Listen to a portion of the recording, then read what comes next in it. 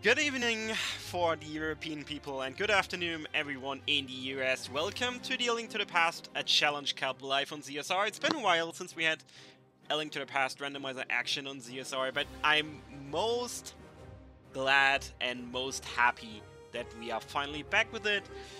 Today we have one of the last matches from Group H as group stage, and topplife versus darkdyllon is our setup, or our matchup, most likely, I wanted to say, for today. So let's go over to our layout and welcome our commentators for today, who will be Walter4 and Seto.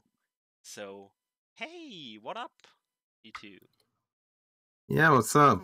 I'm super excited for this because this is gonna be Animai's World Dungeons, and that's kind of awesome to see. There's so much weird things that can happen in Animaizers, so it's bound to be interesting.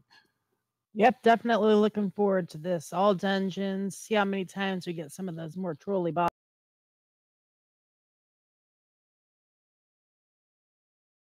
So I looked a little bit about this group. It looks like both our runners are secure to go to brackets, and I believe even darkdyllon has secured a top spot in the group. But there's definitely still a lot of pride to fight about here.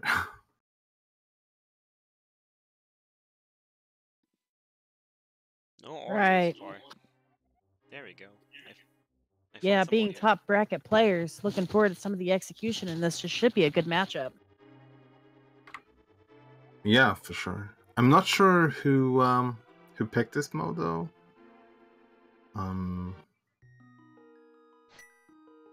It's interesting with having so many different possible combination of modes that you can pick, because it really lets people show off their different skills in different modes and stuff like that. Everyone might not be super well versed in Animaizer or Key Sanity, for example, or the new mode inverted. So it's really cool that people really get like a choice to show off their skills in not just in one mode, but in basically the diverse, all different kind of modes that we have. Right, that is something I've actually rather enjoyed in this tournament. The ability and the option to just pick different modes. Looks like we're off. Both starting in Link's house and getting 300 rupees. That's not too bad. No, that's a very good pickup for this early. It's the ability to do the bottle merchant for sure. They can buy bombs if need be. It's halfway to Zora almost. Yeah, and both heading up to Uncle, which is interesting. This can be a little bit rough sometimes with free hearts and no Get a weapons. nice tree pull though. Yeah, that's awesome to have before heading into the village. Another 300 rupees off of Uncle. Yeah, we're gonna be rich today. That's right. That's the ability to rush Zora. Oh, and we got Lionel in the secret path. And taking a death on darkdyllon's side. Yeah. I don't blame him. Those Lionels are dangerous.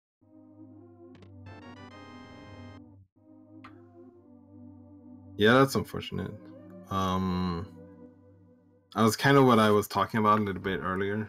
It's a little bit dangerous to just walk around with no weapons, and it's really a tight spot to get over there. Right, and certain parts in early Animaizer situations can be quite dangerous. Areas with multiple little weak enemies, like the bot right before the boss room in Eastern, for example. Just some popos in there till you hit Animaizer and get an army of Hinox. Just a little bit of diversions. topplife choosing to check the forest, and Dylan's just heading straight in the blind side. And getting a nice 8 bomb drop from that. Not really sure what that enemy is called. It's basically like a small bunny.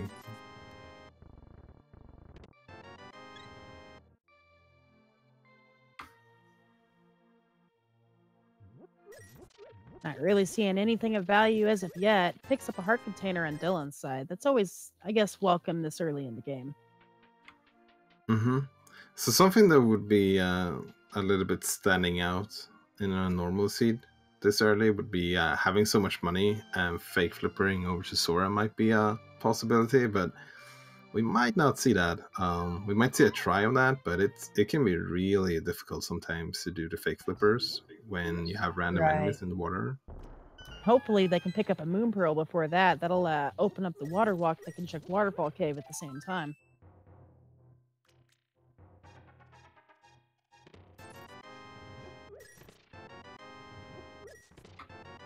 We do have a power glove in the well, though, but it's 1/3 of the requirements to make it to Dark World.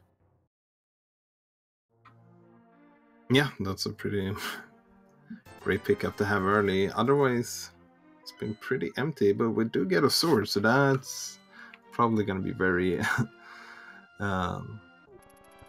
yes, that fighter sword is very much appreciated.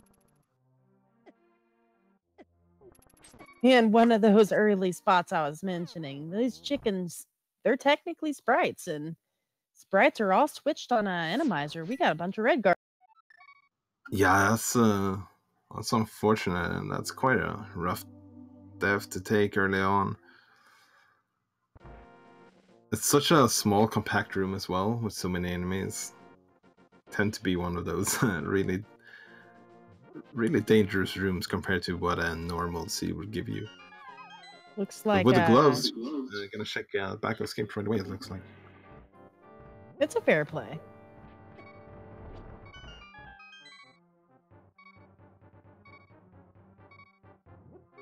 And just barely makes it through, and we've got 10 sticks, piece of heart, and 50 more rupees.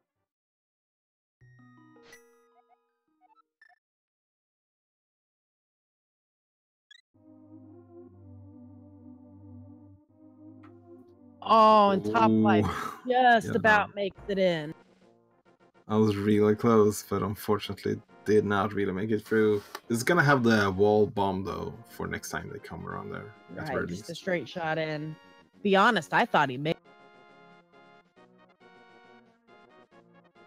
just a little bit of door lag, and it looks like he's gonna make that back of escape play too.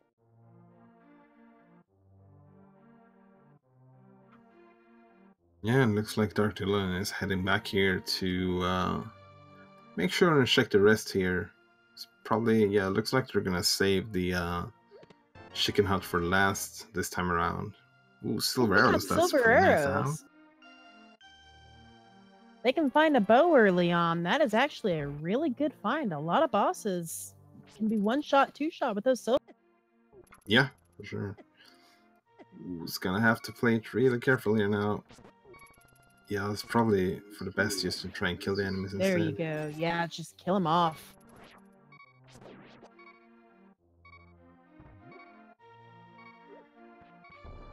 And Dylan to be the first one to make it into the back of the chicken hut.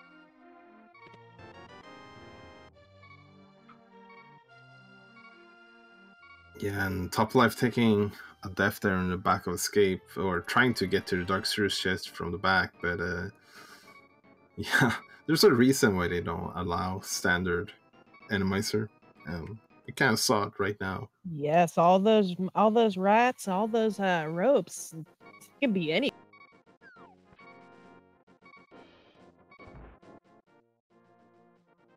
And Toplife just moving on to South Shore.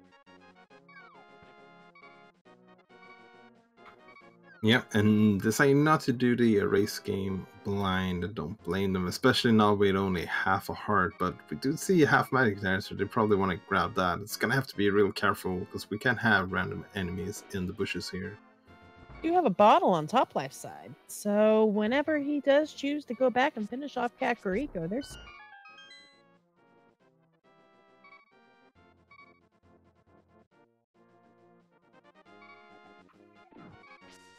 Ooh, only some fishes there in the race game bushes, so that's probably the best thing we could have seen here. Right. It's not such a well-known fact always, but those fishes can really pay off an Enemizer. You could sell that to the bottle merchant and get a variety of important items. We did pick up a cane of Samaria too at the dam. Does not really unlock anything yet, but it will be necessary. Yeah, it's not immediate progression, but this being all dungeons, we're definitely gonna need it at some point.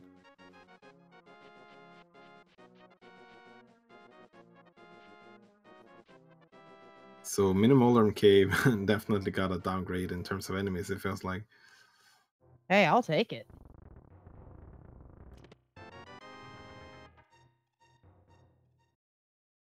Ooh, Mushroom and Master Sword. Not a bad start. Yeah, not too bad of a cave. Could have been better, but it's fair. Master Sword definitely being a welcome addition. The ability to defend yourself a lot better than that plastic sword. Looks like we are going to make the Ice Rod play, potentially even Zora at this point.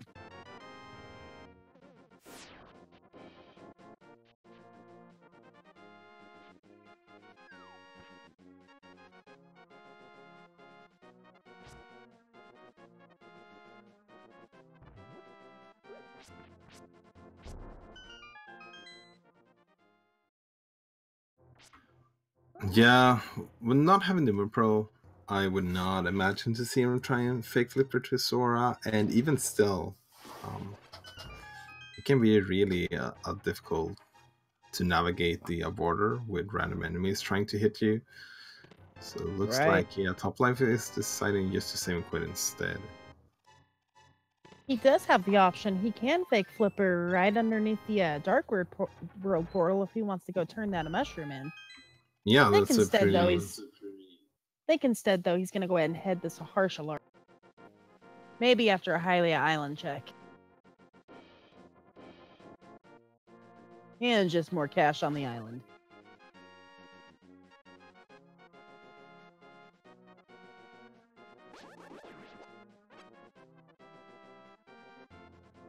He is going to be taking that lamp, though, and heading on the Eastern Palace. Being Enemizer, it actually does not require the bow, so if the boss is friendly, he could potentially finish this dungeon. Yeah. It's a pretty neat way to not be punished too hard for going into Eastern early. Right, and we've got a mirror and ether medallion. That's fair finds. Fair finds in Sashi. Yeah, with the lamp and also having the gloves already, we have access to Hera and everything else on the west side of Death Mountain right now. We can just find a hammer or a hook shot. That's going to open up a multitude of chests on that mountain. I imagine that's what they'll be trying to find next.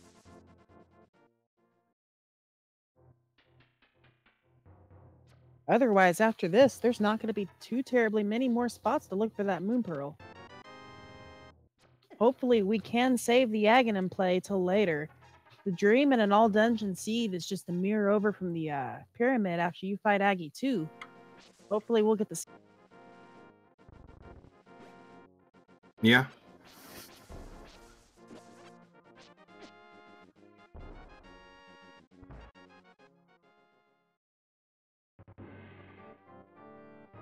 So darkdyllon took a death early at the uncle, and now went back to grab the lantern. But now actually having weapons, can just decide to go right into escape instead, and check that out as well.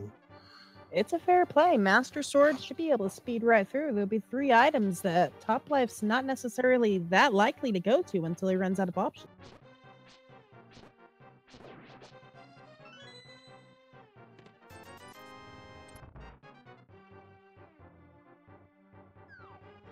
Gotta wonder what the royal family's thinking, though, having Tektites guarding your small keys to your... Yeah, I mean, they're doing a better job on the guards usually too, so maybe it's an upgrade.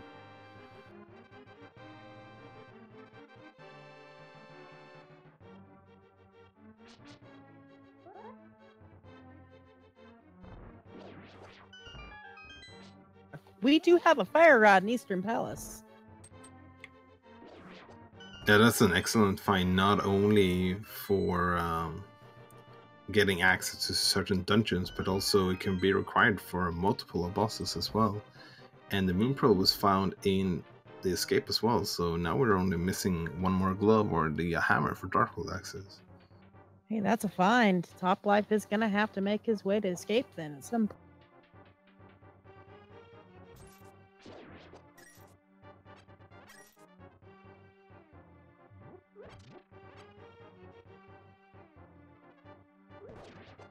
Another tech-type guard. And we've got a magic cape.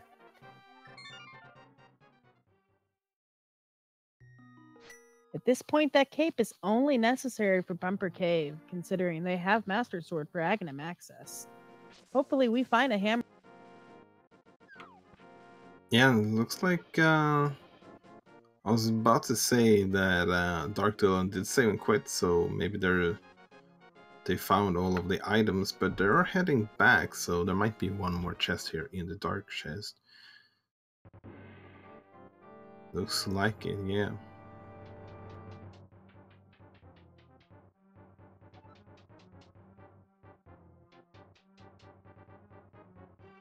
Yes, I don't remember seeing if Dylan picked up his map. I know he got the key at a sanctuary.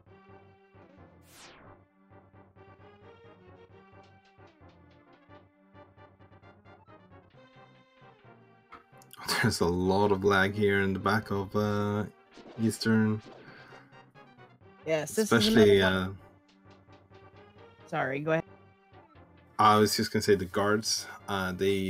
They create a pretty crazy amount of lag to the game, so having a lot of them in the same room can be really annoying sometimes. Right, that room and the one coming up before the boss. So 2 more of those rooms I was referencing that just can turn into complete nightmares and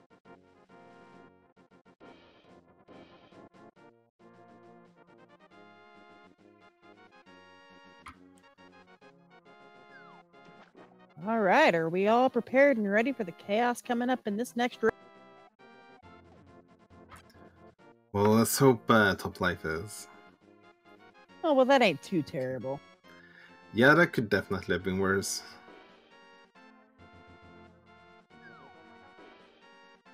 Now the only question is, can we beat the boss or not?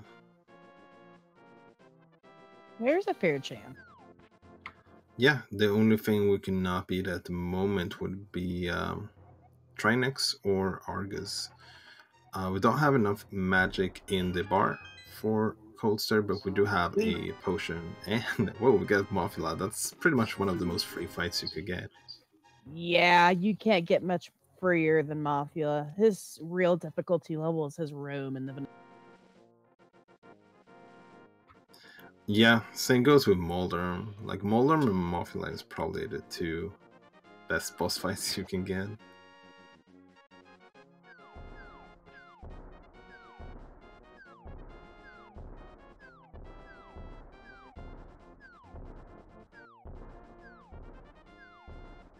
And at about 15 minutes, we've got our first dungeon clear. Yeah, that's pretty nice. And we have a fair amount of progression at the moment as well. We're still missing the Darkhold access, though. Which is the big thing that both our runners are going to be looking out for at the moment. Right. It does look like Dylan is following suit straight into Eastern. Not a bad play. He'll pick up that progression, that fire. I didn't get a chance to point it out a little bit ago, but we did get a fairly useful hint. Big Chest and Swamp Palace is not going to be a useful item. Be a couple minute time save when they get to that point.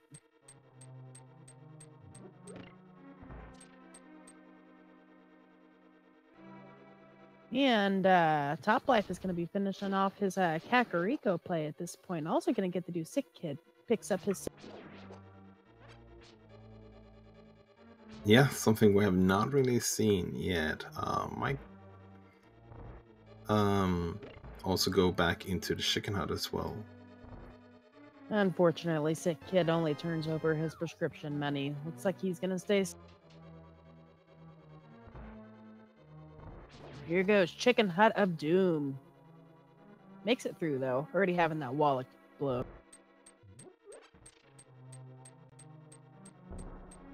It's a pretty high cost for those bombs and that chicken head. Yep, 2 bomb interest rate. And where are we heading off to? I would imagine, seeing where topplife is heading right now, it looks like Death Mountain is going to be the next play. Makes a lot of sense. That's definitely where we have the most concentrated items at the moment. It's fair. We got 1 on Old Man, couple on Spec Rock. Tower of Hera is completely open as long as we can kill that boss too. And Yeah. hopefully he finds what he needs for East Death.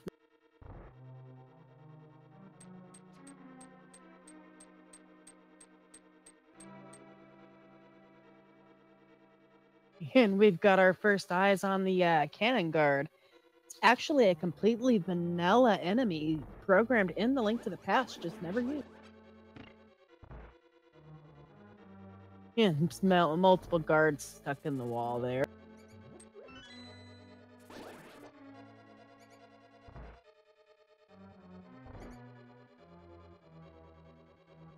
We have powder on Old Man. That's a fair find. It's a good safety. Yeah, it's definitely a good safety. Almost even better in Enemizer because you can find a lot of rooms with like just jam-packed with anti-fairies. Right, and who's gonna turn down a 7-heart heal? Especially when Dylan gets to that point, already having half magic, it won't cost him hardly anything to just pop out of powder.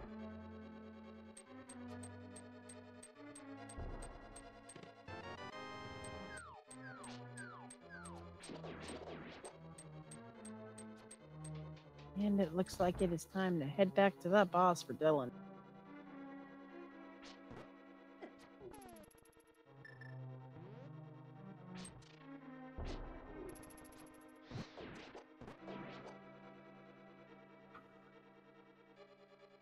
Yeah, gonna take a little bit of safeties, just grab some fairies here, makes sense. You don't really know what's waiting for you, so better to be on the safe side. Right, completely agreed. And we have a big key in the front of Hera, so potentially no coffee break today? Hint tile, bow requires the boots. That is actually Ooh. pretty specific. Not Yeah, many places. There's very specific. Has to be in Pod or in Ganon's Tower at that point. Seeing as we already see in Eastern. Pod, you mean desert? Desert has the It is in... No, the Pulse of Darkness. Oh no, yeah, I was thinking the other way around, that you need a boost to get the bow. Fair enough. There is a small possibility if Pod ends up being a pendant, we could actually have those bow on G.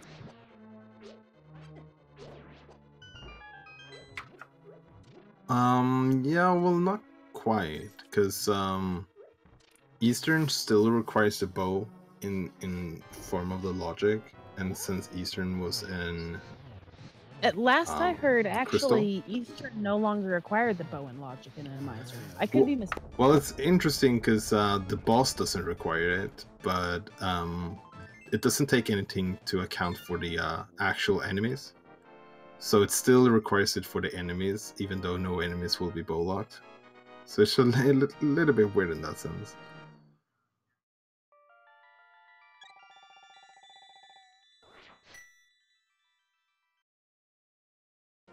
We have Cold Stare at the top of Hera, and Cold Stare is killer. Yeah, good thing we have the fire rod. This, however, And will the not half be magic an easy is gonna... fight.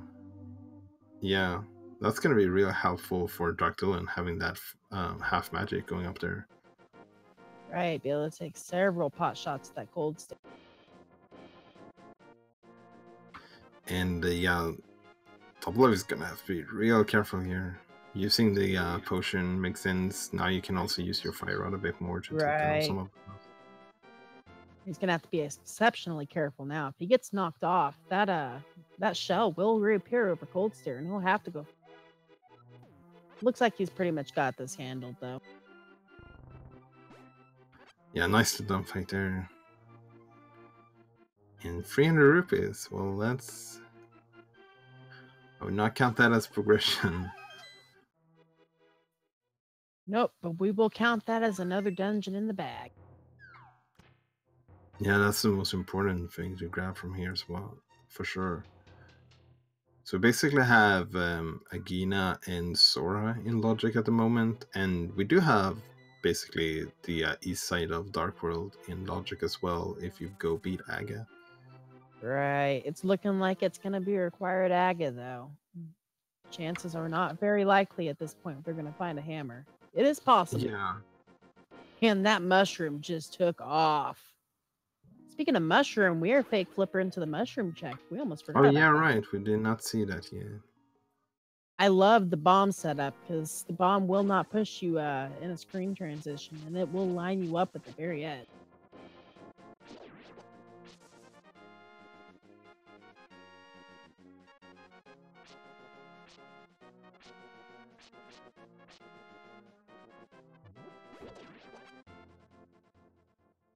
So if this is nothing, I would not be opposed to just see Top Life go for Aga at this point, because it's all dungeons. We're gonna have to beat Aga anyways. So even if the required item for Dark World access is here in the Light World, like you're still not gonna get any big time loss for doing Aga. It's not like you're gambling if you have to do Aga overall. It's just like, when do you do it? And it looks like that's what Top Life is thinking about doing here. Correct. Although I am kind of surprised he didn't just go ahead and finish off Zoro while he was that close. It's understandable, though. Yeah, it takes a while to get there, and you can't really get all of the items in one trip, so... Well, I mean, if he probably had just gone hoping down to get that in one go. If he had gone down the South Shore, he's got the Moon Pearl. He could have done Waterfall Cave, too, for the sequence break. It's still not a very likely play. Oh no, he didn't pick up his Moon Pearl yet, did he? Oh yeah, right. Nope, so we'll that's just see if they Dylan. decide to go and do Aga after finishing up Escape here, or if they decide to go somewhere else. Well, either play is viable, because like you said, at some point they will have to kill Agaden. Unfortunately for both runners, though, as soon as Agadon's dead, several of the Light World enemies can change. So some of the randomized enemies they've already encountered can be completely different and far more dangerous. Or easier.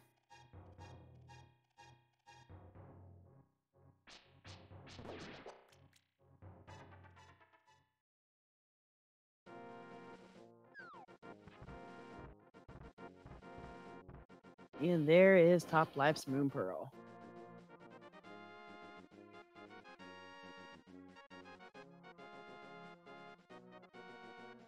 Only having 5 hearts, we might see the Death Warp set up here in a minute, too. Yeah, that's something that Animeister actually helps you with. I guess don't really have any enemies to Death Warp here, because we only have the Thief there.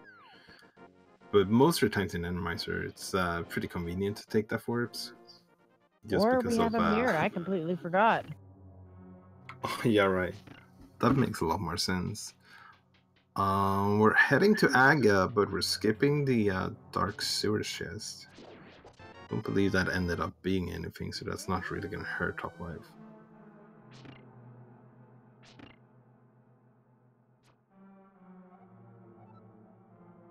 And Dylan picking up that bow hint.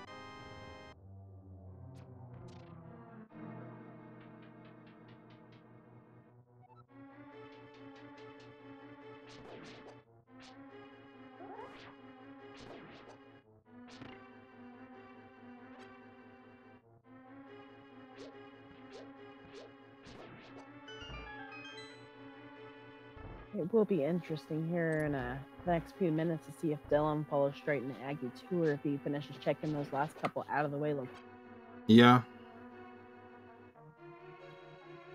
it feels real bad to go out of your way to go like check those out of the way locations. Kind of want to try and route everything as efficiently as possible, especially when you have mirror. Like can route in some of the dark and light world areas together. But yeah, it's I would say it's a little bit like it's definitely not unheard of that you would see our runners go for that. And here we see the powder coming into use. Well, okay, I guess the anti-fairy decides to leave anyways. It would be a gamble, and one that I'm not sure is really too valuable considering, like you said, we still have to kill Aggie. We will get this hint tile on this room too, though, so there's a little bit of value. And one valuable hint, let me tell you. Yeah, right.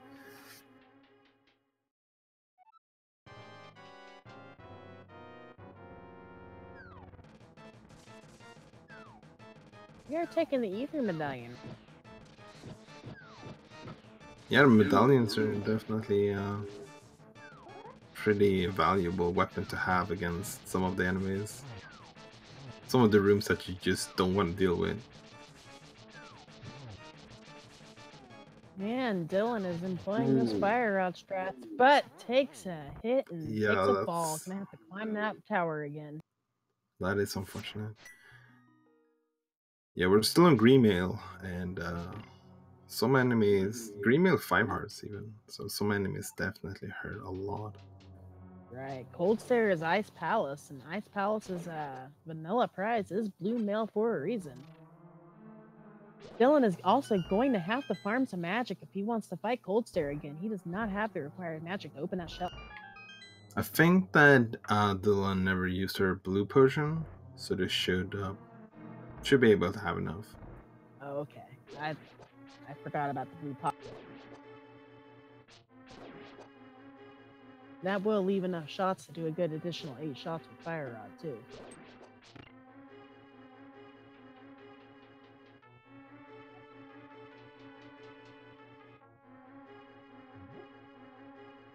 And Top Life's just charging through those blue ball strikes.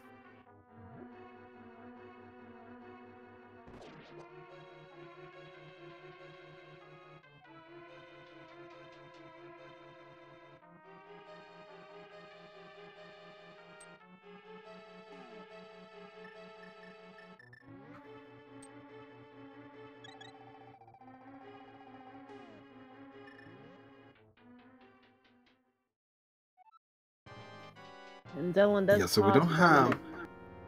Sorry, go ahead. Oh, go ahead. I was just gonna say, Dylan pauses for a minute to use that potion before walking through that door. It's a good call. Some crazy things can happen with potions and doors. Yeah.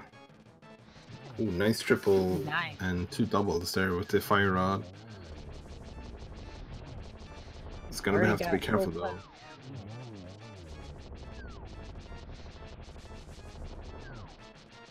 It has 3 hearts, so 1 hug would be lethal at this point, so we'll have to play it real careful here. But there we go, nice there done. So Pyramid only having a green potion.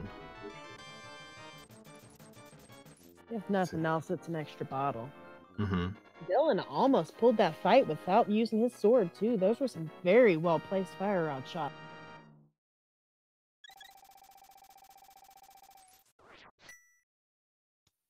You're getting the Palace of Darkness play off of Top Life's side. 5 items, it's worth.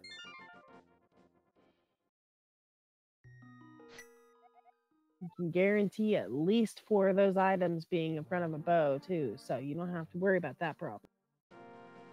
Yeah.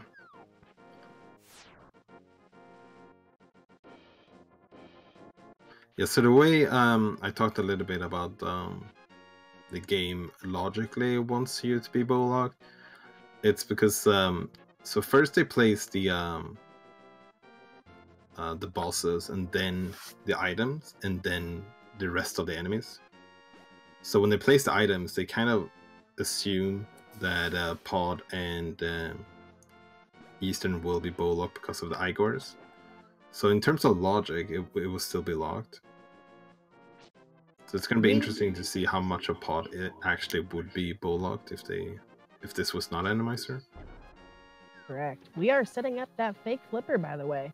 Gotta check Waterfall Cave and Zora out before we make the Aggie. And Hobo, too, it looks like.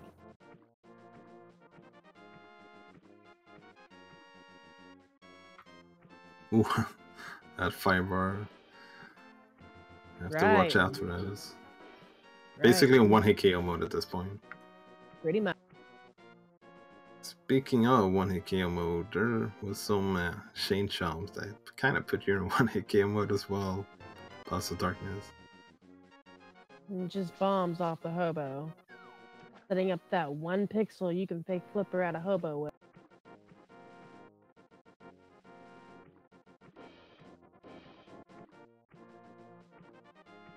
This is a very annoying placement of enemies here. Good thing we have the cave, yeah. That roller was not the most convenient placed. Right. We've got Chain Chomps, Spike Rollers, Vanilla Home at Terrapins. Are we sure this isn't Turtle Rock?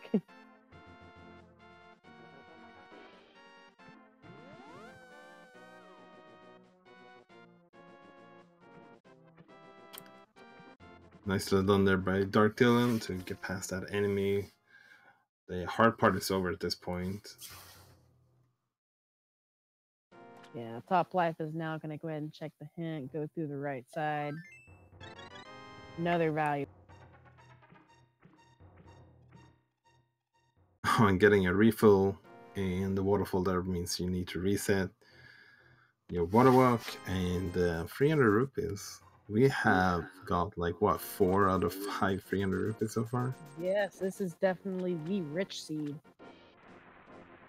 Gonna have eyes on the Zora ledge here in a moment. That's an item they will not be able to get through. And the good thing is just a big 20.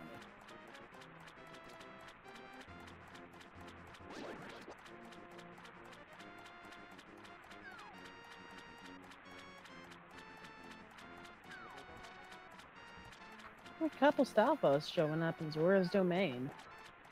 Yeah. Yeah, so Dylan decided to jump out of the waterwalk phase here. And it kind of makes sense because there's so many enemies up here and all of them are going to be random. Better to just be safe here and not right, because 1 hit and that's death and fake flipper.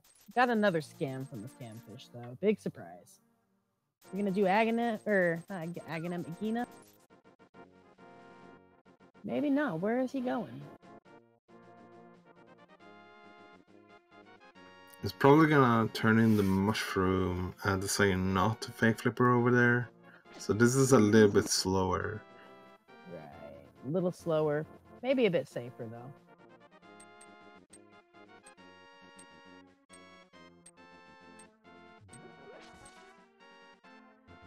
Those spikes always crack me up in Enemizer mode.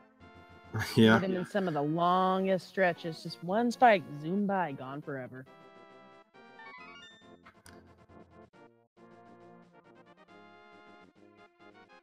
Didn't get any spikes on the bridge here in Paths of Darkness, so that's pretty nice. Right, that's a real annoying spot to drop a spike.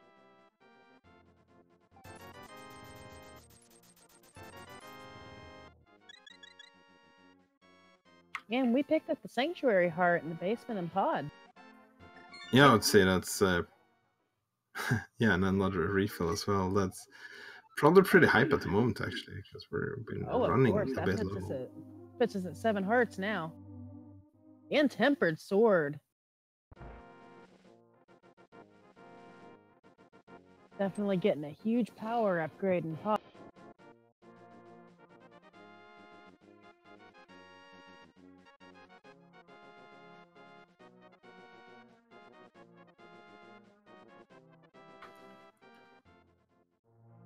When Dylan is heading back here to Kakariko, he's gonna check the kid and probably head back into that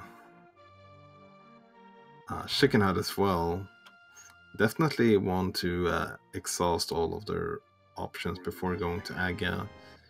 Right. Which it could help if there's something in Agina's cave that they decide to go over there as well. About all he's got left is Agina's cave and Aghanim. We're about to see if postponing Aggie was the correct play or not. At this point, though, Toplife's gaining a bigger and bigger lead. Yeah, and Toplife, as soon as they were done in Paw, decided to use save and quit. I like this because this puts you up on the pyramid because we killed Aga. So definitely saving some time, not having to walk all the way over there again.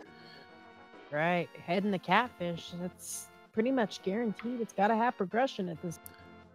Yeah, catfish or Agina really has to have progression. Well, either And way, if we it's will on see catfish, something. oh, there's a Ooh. myth locked by the book. So we're gonna need to find that book at some point. Right, definitely a required item, and it will have to be book access because the only other way in the desert requires Titan's mitts. So we should be finding this book.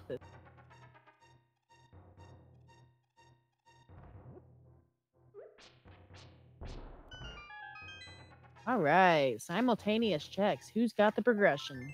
It's not. Well, it's not Agina, so I would imagine we see something here. Speaking of book.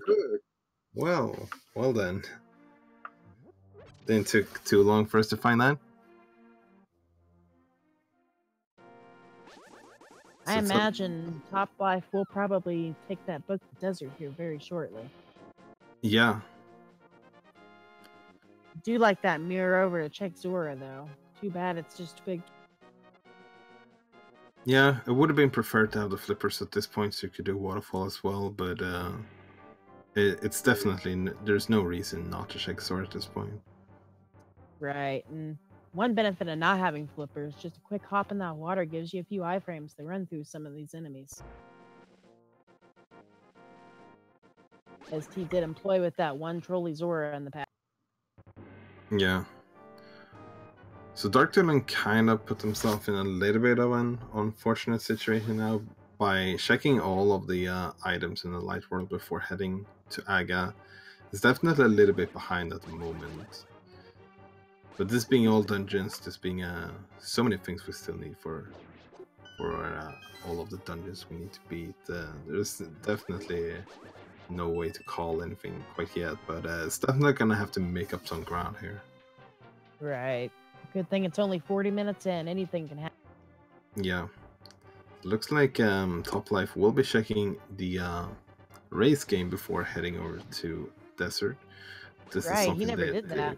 Yeah, they took a death in the chicken hut and then kind of forgot to route this in when they went back to Kakariko next time.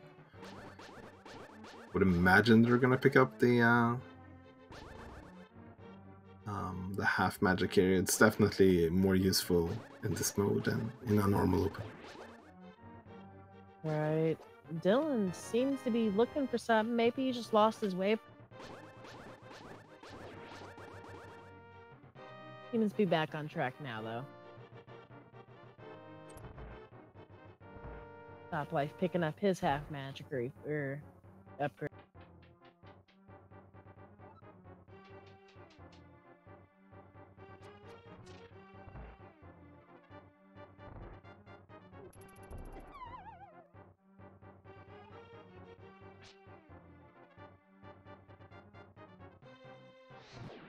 And I imagine he will be heading to desert. Yeah, we have desert. Looks very much likely, especially since we already know what's over there. Right. One other spot that did open, they can get to the ether tablet on the mountain. Yeah. But going by item density, I'd say desert, even not knowing those Titan's mitts, is probably the safer bet. Probably, yeah. And darkdyllon took a really unfortunate death here in Aga Tower. It's gonna have to do everything from the beginning.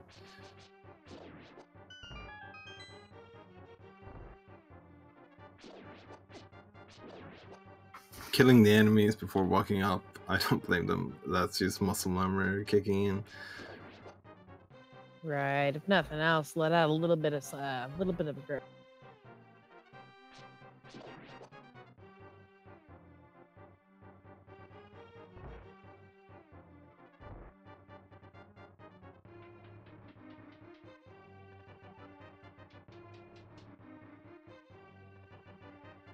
And Toplife is about to make himself really happy here in just a moment.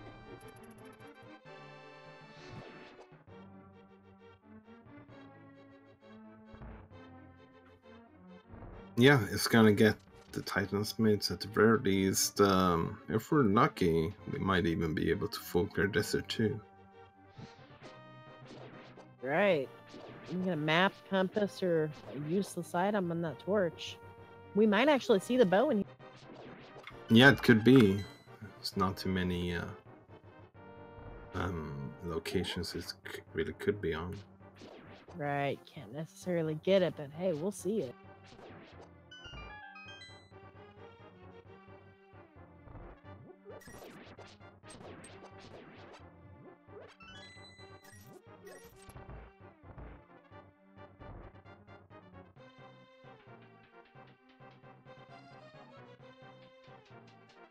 So we're gonna find out real soon here if it's boots locked or not. It looks like we can continue going. Yeah. That is probably the best thing you could find there is that small. And no matter what happens, we will at some point need the boots anyways, because of pod being not really completable without it. Correct. Have to have those boots for that bow, and have to have that bow for that pod.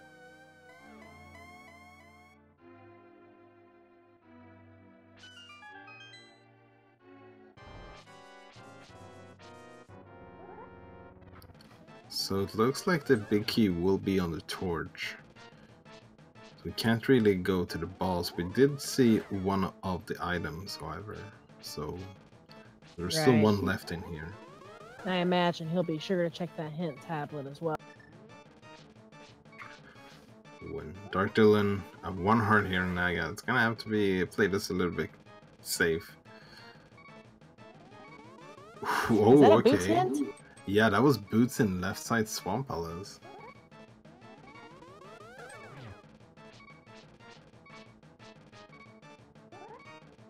Well, we know armor's in the big chest, so that's value in left side swamp at least. Yeah. As soon as they find would those imagine- flippers, they can head there. They don't even have to wait for the stop to grab. Yeah. I would not blame them to force themselves into a double dip for that situation.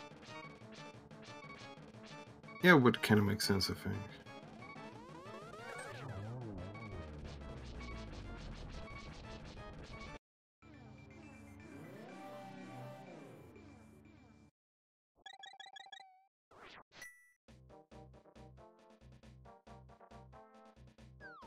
darkdyllon now.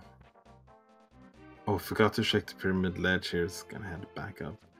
But darkdyllon is gonna have to feel a little bit behind after taking some unfortunate deaths, both in Hera and in Aghanim's Tower, and also last location progression here, or last location Aga. So we'll see what they decide to do. It would be interesting to see if they just decide to head up to Catfish straight away. It looks like that's what they're doing.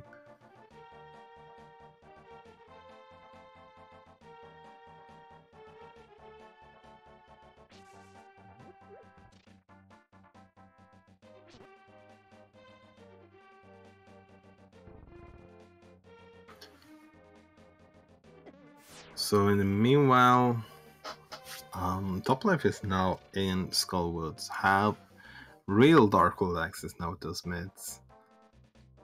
And having the Fire Rod heading straight into Skullwoods kind of makes sense. You can hopefully full clear this as long as it's not Trinix or Argus in the boss fight. The the Skullwoods boss fight area is really interesting. A lot of enemies can be quite annoying to have in that room.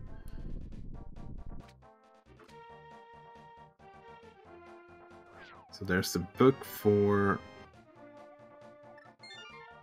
darkdyllon. Saving and quitting straight away. That's gonna put them up on the pyramids. So maybe they're gonna head to pod before going to grab those myths. Yeah, it kind of looks like it. That would be good in one way, because we will at very least get the tempered sword, and that's gonna help them against future boss fights. But not really getting any progression from pods. It will be a double dip. The double dipping pod, not the worst dungeon you can double dip. We finally get a map check here. So green pendant is on Swamp, and the last pendant is in Mire. We have a red crystal in Turtle Rock, and the second red crystal has to be in the Light World then. And since it was not Eastern, that means second red crystal is in Desert.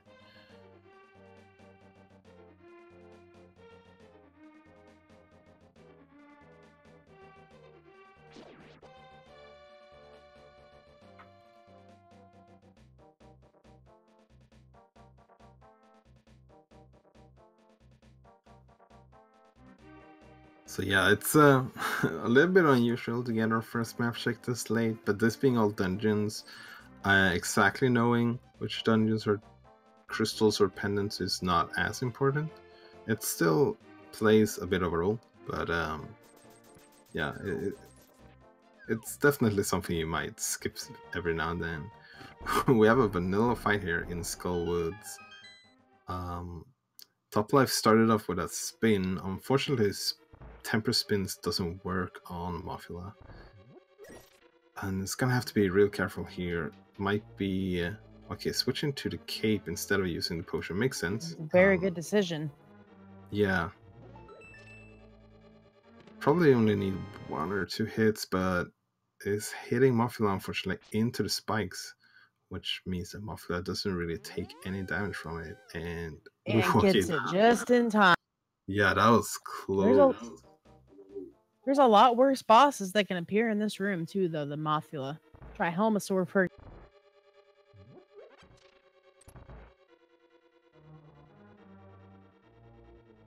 I'm gonna go ahead and take a moment to mention, if you like what you see with either of these runners, give them a follow. It takes a lot of time and energy to learn to speedrun this game.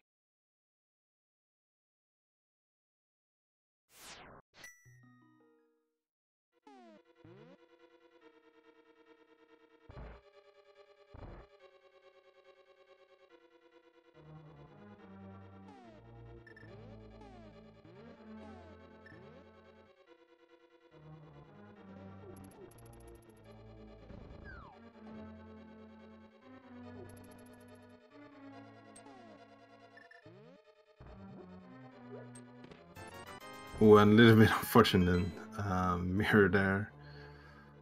We'll be seeing a pet check here. We did see a map check a little bit earlier. We know that red crystals are Turtle Rock and Desert, and pendants that we have not gotten yet is. It looks like Cane of Berna on the pedestal. Mm-hmm. Yeah, we're probably not going to see that then, because we already have the cave. We did get some pet hype though. Yeah, it's a unique item, better than you can say for most seeds.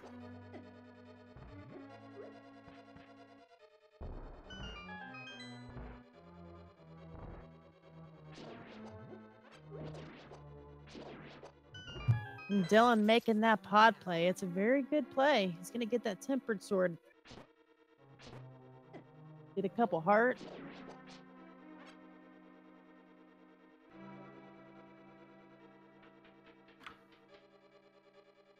Yeah, and with Skullwood's being defeated, looks like okay, yeah, we do have the cape, so we're gonna see what's on Bumper Cave. We might even go all the way over to Graveyard Ledge as well with the mirror before we're heading into Village of Outcast. I would imagine, yeah. If not now, when?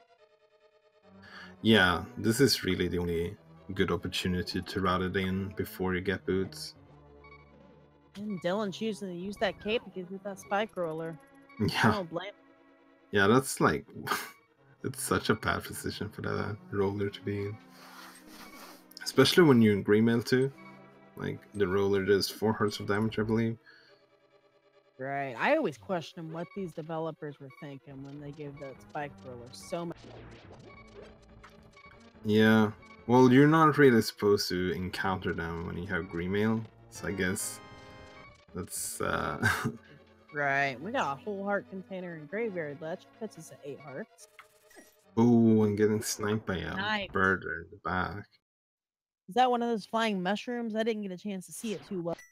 No, it was just a regular light world bird, but they do act like dark world birds when you find them in the dark world. Those murder dactyls, I hate those guys.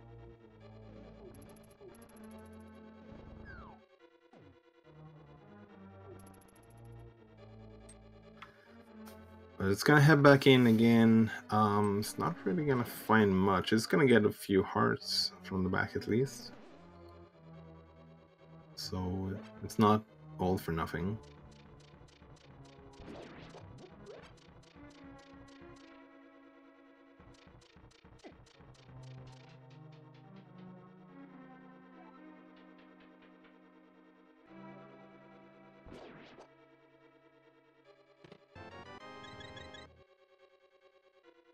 Looks like we are going to have to gamble the Thieves Town play without a hammer.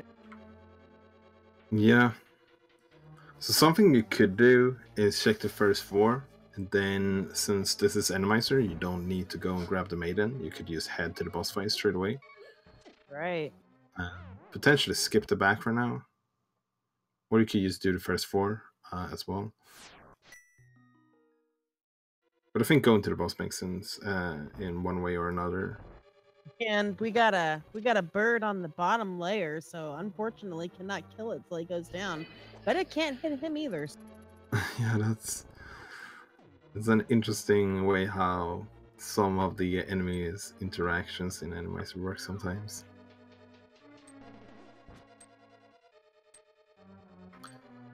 So we did get Quake from the chess game. So we do have 2 out of 3 medallions. So potentially we might even have all the medallions we would need in this seed.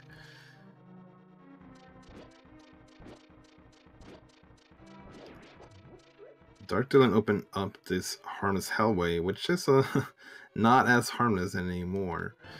I was guaranteed to be a small kiddo, but since they opened it, at that point you're kind of committed to open their chest.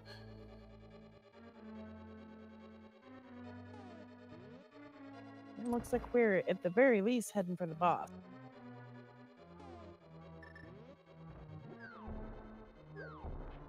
Unfortunately, being Enemizer, we will not get a blind puns.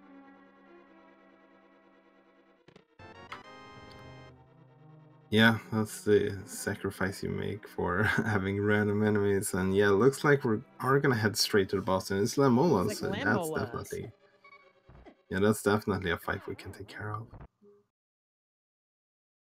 Half magic and a fire rod makes this fight almost free.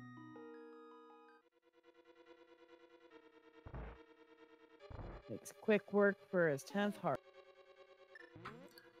Yeah, so I did not really see how many items topplife managed to get in here. One of the interesting things when you can go straight to the boss is that you could potentially never go to the back at all if you get like all 4 items in those 5 checks. Right. But it's quite unlikely that you can have that lucky over the Feast Town. Yeah, if you get lucky enough to get 3 items up front and a 4th on the back. I did not see if he picked up a map or compass, but I know we got at least 2 items, maybe, including the box.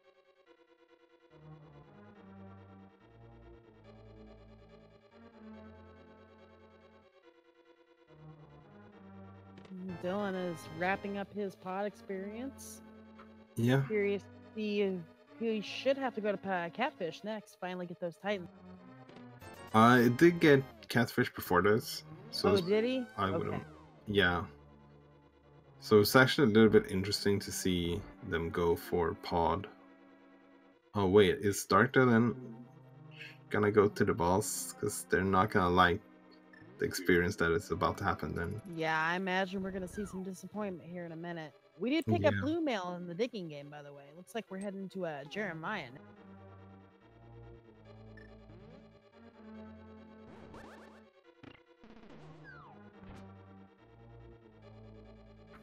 Yeah, blue mail, I'd say is pretty nice pickup. Makes that Squirtle look real shiny and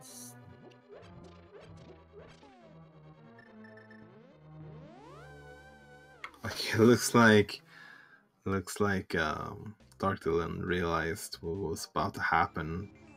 Yep.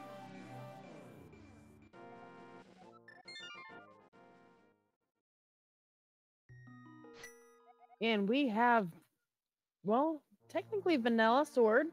It's not the right sword, but we do have butter sword now, nonetheless. And it is some value, not so much for the extra damage, but the range the butter sword.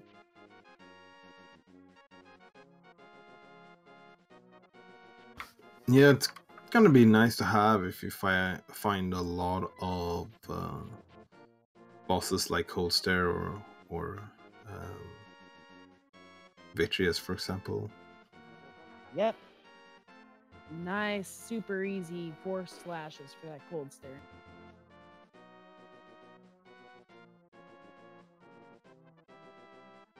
Just more cash in Cave 45. We're taking that purple chest, though.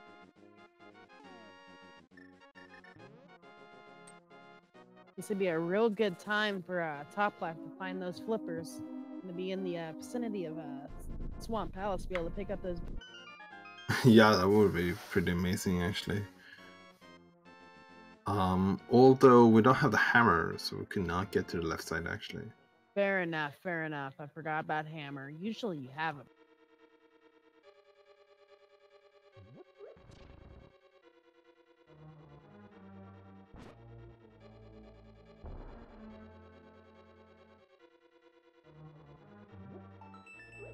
It is possible to find both, though. We still have a hype cave coming. Be able to do that Bombos tablet here in a minute.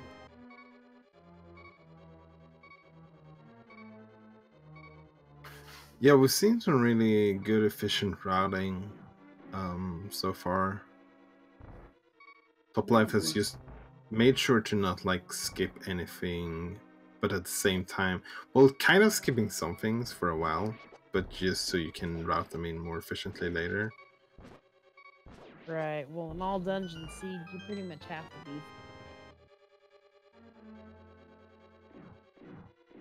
Almost kind of like you would with the key sanities. Yeah.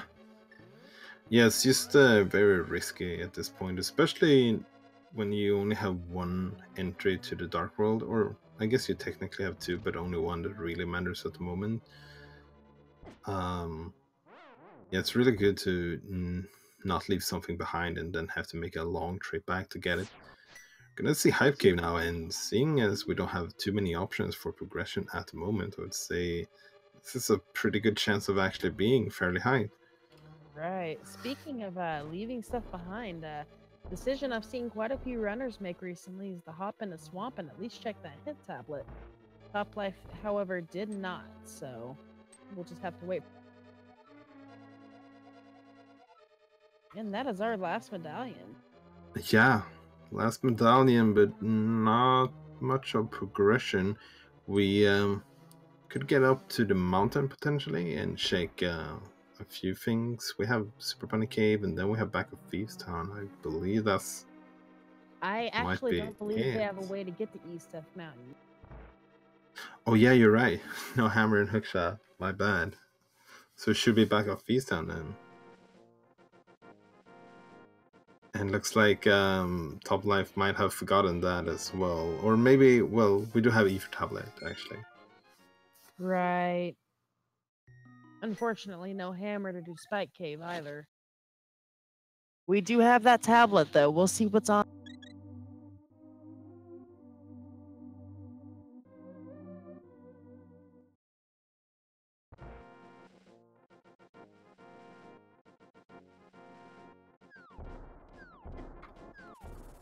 So Dylan now having the Titansmith as well is going to enter the Dark World. We'll see if they decide to choose a similar route that Toplife did, or if they decide to maybe do something differently.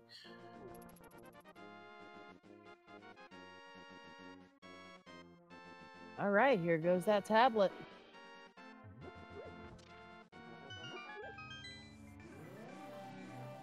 And nothing. So I guess it has to be back of Easttown. Yep, you're right. Back at Thieves Town, I don't think anything else is really open. They could sequence break the ice, but I would disagree with that. Yeah, especially sequence breaking ice without the hammer, not super appealing. So something that Dylan could do to catch up a bit here would be to head into the back of Feast Town. And Digidude having a good point here. We do have the mirror and Titansmith, so we could actually check Magic Bat. This could be one of those rare occasions where we have the hammer on the Magic Bat. Hey, you're right. Go check out Albert.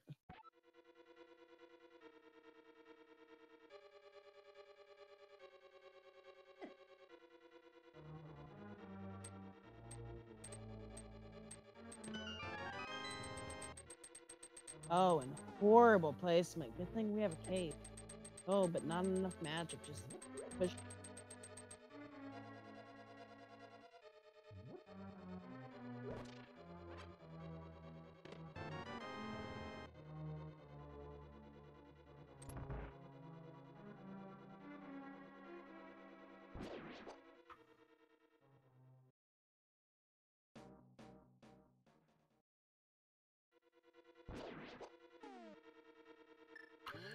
Yeah, so it's going to be interesting to see what kind of progression we have here. The hammer seems fairly likely. It would open up a ton of new things for Toplife hammer to check out at the moment. Probably be their best bet. Yeah.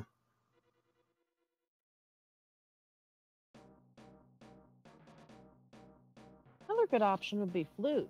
That would open up 3 checks in the Mire area.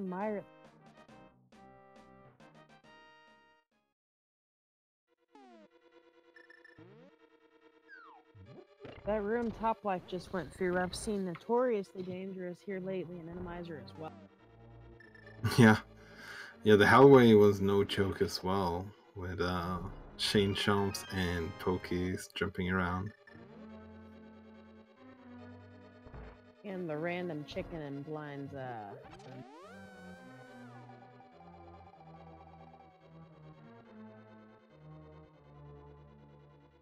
That was item number 3, so we've basically got a 50-50 in blind cells.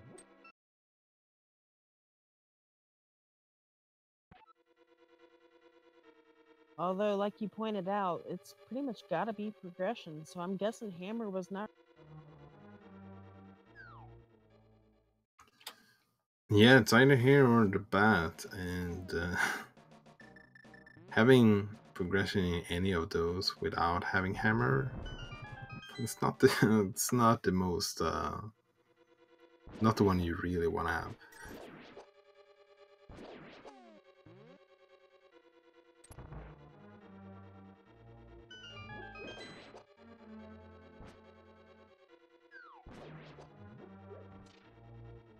There are those flippers. I completely forgot about those.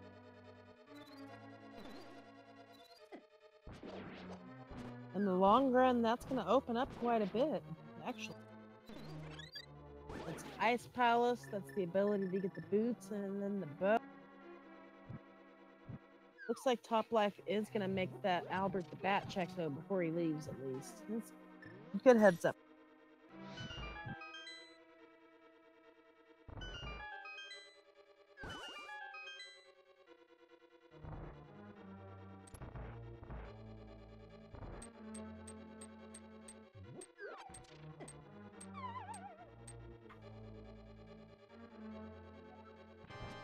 Yeah, so let's see what Magic Bat has for us. It's not a bottle, so that doesn't really do anything for us. Nope. Not even a courtesy filled up.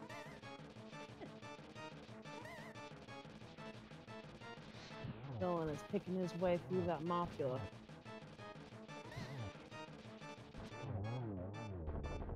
Using a good combination of that fire rod to pull mafia off the spikes and then striking him.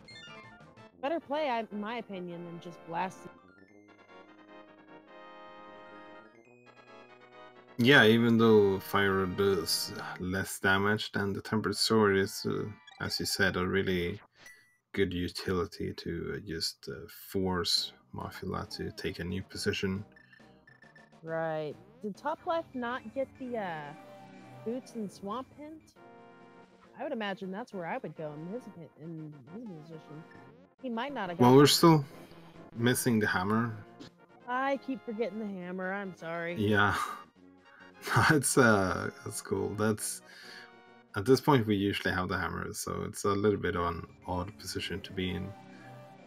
Right. Early game when you can find hammer and moon pearl and not gloves, that's my preferred role compared to not being hammer, because hammer just seems so hard to find. Yeah, hammer is annoying, especially since there's so many things you can double dip in, being forced to really have so many bad decisions to do when not having hammer. For example, like that hammer could be in the first chest in Swamp, but that's like a terrible thing to do right now, and it could be in Ice Palace, but that kind of sucks too. I would say though, Ice Palace looks a lot more likely, especially since it's so much easier to get to, and there's more chests in there. Right. It looks like topplife is thinking the same here. Ice Palace, no hammer, no hook shot. This is gonna be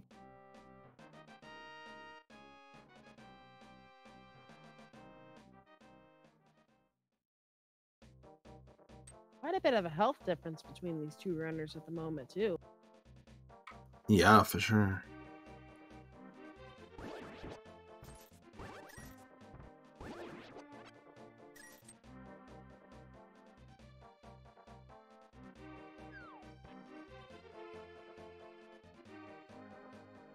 So Ice Palace, well, okay, maybe not this room, but normally Ice Palace can be pretty rude.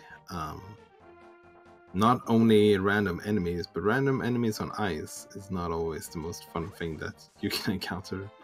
Right. Well, that room wasn't too bad. We'll see how this one turns. Ugh.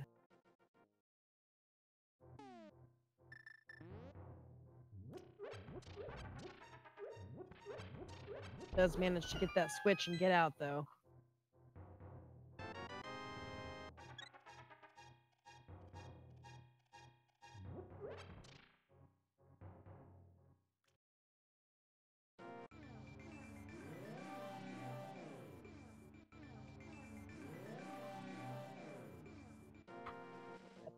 Pick up our second hint tablet. Book him a door is held by someone friendly. Glad to tell us that. Well, yeah, thank you, game. We kind of needed that book to even get in here. Also, I have to question if they should really be considering Catfish to be friendly. Yeah, I mean, when you get progression from him, I can see how he would be friendly at that point. But when you don't get progression, yeah. And we're setting up a bomb jump. It's kind of interesting to see him doing. Technically, the bomb jump is not really required if we're not going to be finishing the dungeon. Yeah, and there's a weird thing that happens with this bomb jump from time to time. Yeah, an Enemizer, this jump can be so difficult. Looks like he's noping at it. Yeah.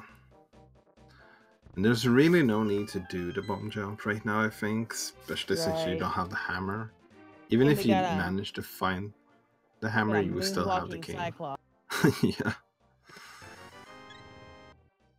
But yeah, bomb jump is completely unnecessary at this point, especially with Kane of Samaria.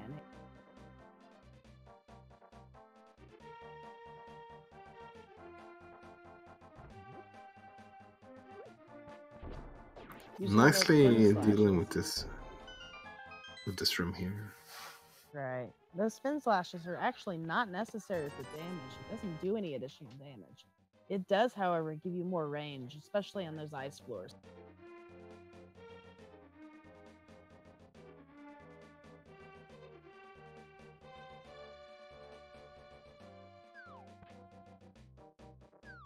That's our second item so far in Ice Pause. 2 down, 1 to go.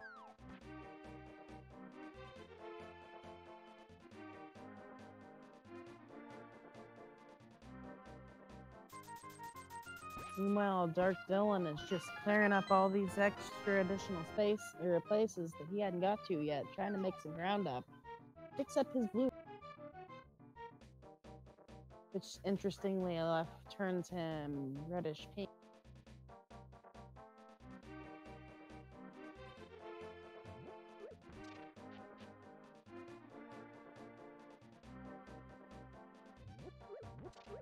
Oh, and there's our hammer. And our last Hammer and item ice. in Ice Palace. But How since we did rude. not... yeah. But since we did not do the bomb jump, we will need to get that big key before we can take care of the rest of Ice Palace here. Right.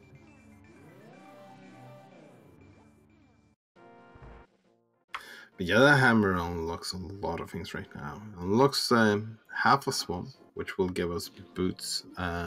Unlocks a lot of things on Death Mountain. Right. I'm surprised Topplife did not continue going north in that long room to hit the 3 chests on the right or on the left side. Yeah, it looks like they forgot that they needed the big key, and he's just gonna peace out for now. That could have been routed though rather well if he had just continued north to the 3rd hint tile. He would have had to do a bomb jump though, so I'm not sure if he's familiar with that 2nd bomb jump. Maybe that's why he knows.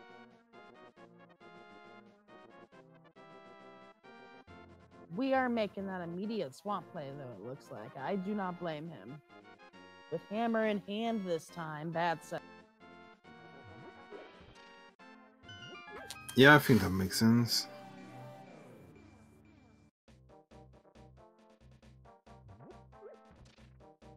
With simultaneous Dark World warps from 2 different spots.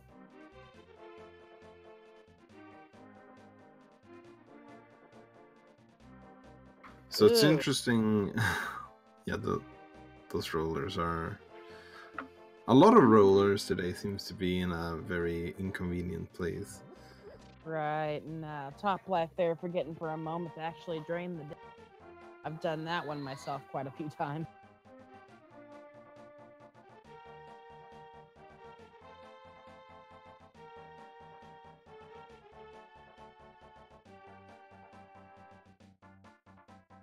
So it's interesting. This could be one of those moments where the hints could actually lead you astray. Say we have the hookshot up on East Death Mountain. This could have been a single dip potentially, but the hints kind of luring us in. We know we're gonna get something good from it though, so it's not all bad. But and it could be required double dip too. Even still, though, with hookshot on East Death Mountain, I would still put this as a worthwhile play because you're gonna get those boots. That's gonna speed everything up.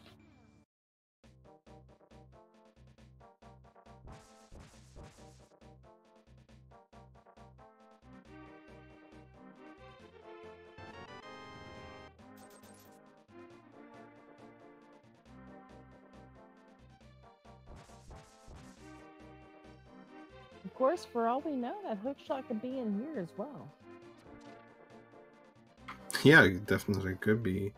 It's not going to be on the left side, but it could be in one of the other chests leading up to the left side. Whoops, looks like we've got a small key. And Wallmasters in Swamp Palace. That seems fun. And looking at this tracker, there he's gonna get his boots, use that to pick up the bow. He's only gonna be missing hookshot, ice rod, and flute at this point. So 3 more items and we're good. Yeah, and potentially we might not even need the ice rod, but I would kind of count on at least wanting to have that. Yeah, I usually look for it just in case, because you never know where Trinex might rear his ugly little head. Yeah, it makes a lot of sense.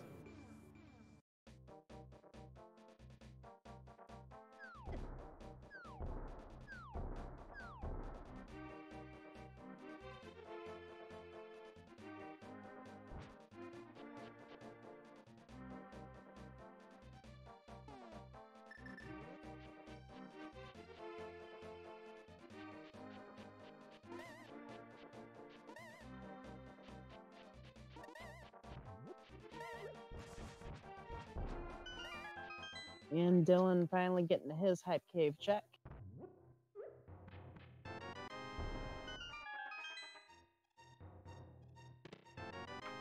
Yeah, probably not gonna be too thrilled about this. Getting the Bombos tablet is good eventually. Right. I but, mean, Bombos medallion is the most useful medallion. However, it is also the slowest medallion. Yeah. And with half magic, you don't really require it too much for cold stare.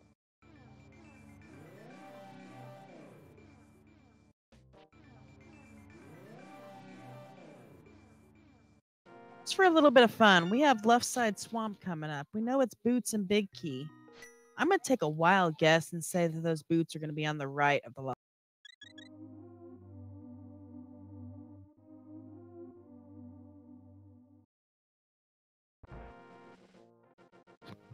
It's also going to feel a little bad. They're going to have to drop down and redo the whole cross. Then I'll have the hook shot to take the short. Yeah, so I don't exactly remember what the hint said. It said boots on the left side swamp. It's I boots don't and know big what the key. other... Oh, was it big key as well? I Yes, see. and we know with another hint that the big chest just has a map. Oh wow, we got some really sick guards down there. Yeah, right. I always get disappointed when I see guards in Apparently, Top Life either Animizer. missed the hint or forgot about it. He's going for that big key. Also worth mentioning, I was completely wrong on my guess on those boots. They were on the left side of left.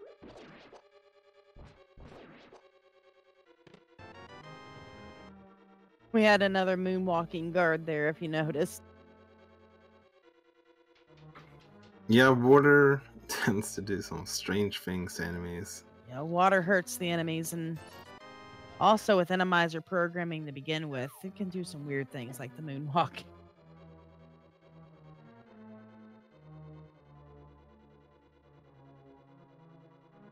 Dylan is finally making his Thieves Town play.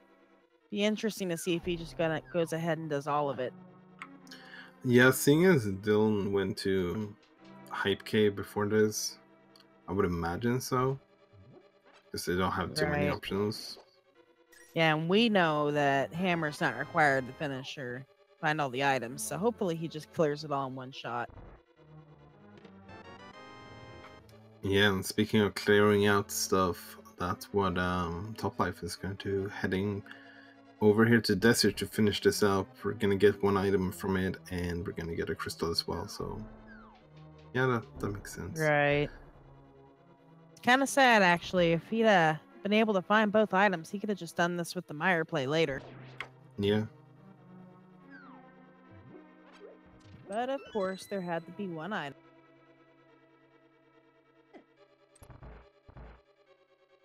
Yeah, and then I would imagine we're heading up to the mountain. Maybe checking the boots locations before heading up there. Yeah, he will potentially probably check the boots locations.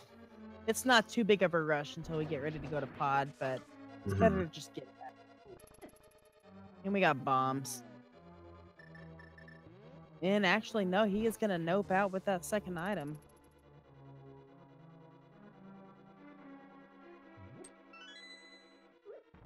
That's an interesting play, especially seeing as Desert is a red crystal. I don't think that Top Left did a map check to check that yet, so they might not be aware of that. But yeah, that could potentially force them to go back a third time. But most likely, it won't really matter. I think at this point he is just trying to find that bow and keep getting his item. Bombs in King's Tomb. So here's the moment of truth.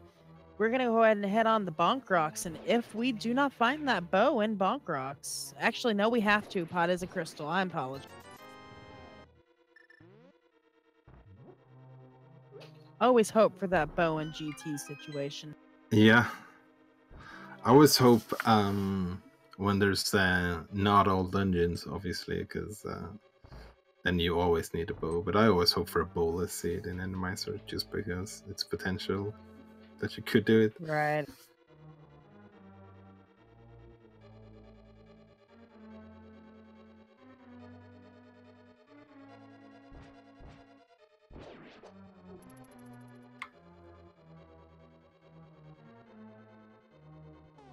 So Dylan is on the right track here to get the flippers, which is good. And now we're gonna see topplife head up to the mountain, and we could potentially do everything except for free chest in that long-awaited Paradox Cave play. Yeah. We could also full clear Tartarok as long as it's not Argus or Trinex as our boss fight. You're right. Fire Rod in hand, we can clear it as long as the boss cooperates. Yeah, and this one is very much in logic without Ice Rod as long as Trinex is not there, because there's no normal enemies that requires Ice Rod.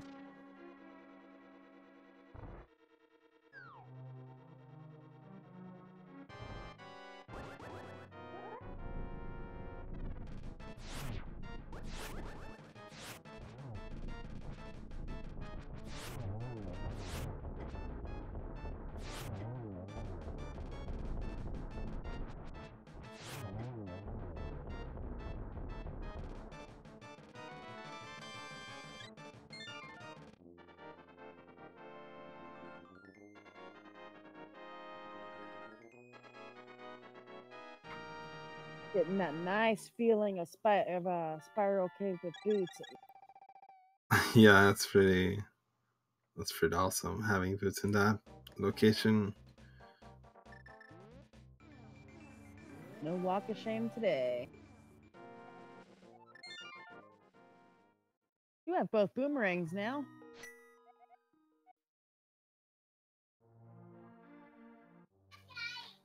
And doing some interesting routing with the mirror, I'm guessing. Yeah, just pairing in Super Bunny and Paradox together.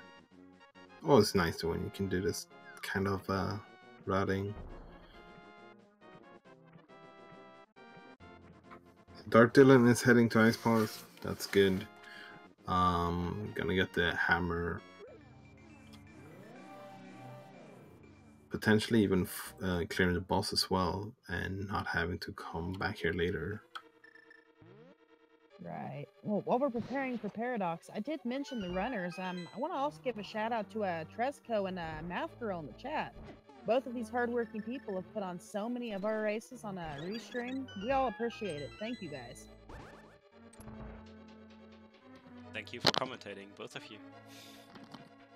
And we got that hook shot in Paradox. That is so nice. We just added hook shot cave to the list. Yeah, that's awesome. Not only for the back of swamp, but also if we happen to find Argus. Right, that leaves just Trinex as the only vulnerable boss, as far as I...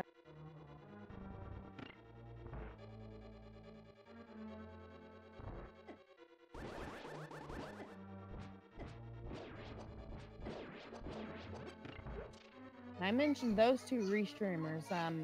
He's not here at the moment, but I'm also going to shout out Wolfman. He's done a lot of restreams for us too. We really do appreciate it, guys. You've given us so much screen.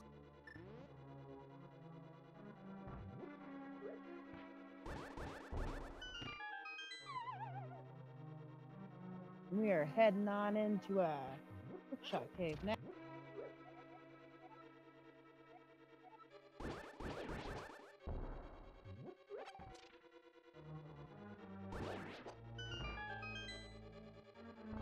very rude BMO sitting there. Yeah. It could be worse, but not much. My opinion, there's never much worse than a BMO.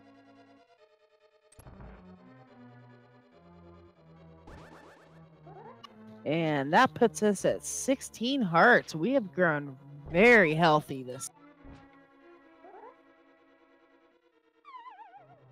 We are making that Turtle Rock play now, too.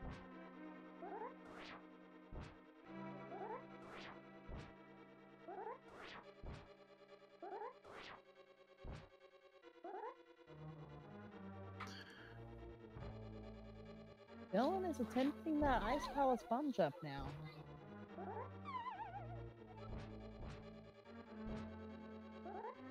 I'm not sure if all the runners really know the Enemizer is what's messing up that bomb jump.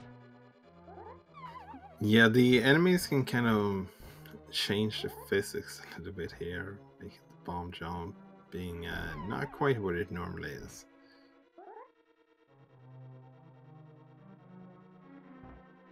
He's down to 3 hearts. Hopefully he changes his mind to something. We have a hint. Big Key is on fire alongside of mine. Yeah, that's gonna make that dungeon faster for sure, especially if we end up doing it in go mode. Right. We did have to burn a potion on Dylan's side, and he is still attempting this bomb jump. Yeah, it's gonna run out of bombs soon though, and there's the fluid in Turtle Rock, so if, well, we're potentially in go mode, but we might need that ice rod still, so I would imagine topplife would Right. still be shaking chest on the ways to search for that. Right. We can more or less call this gambled go mode. At the very least, he can just start rapid clearing dungeons. Yeah, I've definitely seen races where runners have decided to go mode in this situation and being rewarded from it, but also seen the reverse way when you get punished for it. My second tournament or group match win actually came from an Enemizer where I go moded, I think 5 or 6 dungeons with every item but Ice Rod, and I got super lucky. I finished almost 20 minutes ahead, finding that Ice Rod in GT at the very end. Nice. I got. So Dylan, running out of bombs and only had 1 heart left, decided to just take a death and leave. It's gonna mirror here, and by doing so, we could go into the shop here and buy a bomb upgrade. Right. Be a quick bomb refill if nothing else. Or we could see what we're gonna do instead. I think we might be going to buy potions. Oh yeah, that could be it, yeah. Nothing else, we can buy bombs here.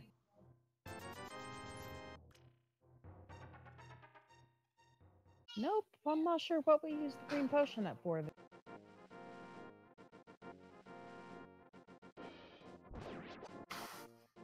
Yeah, it looks like we might go a long way all the way up to the potion shop to get some blue potions.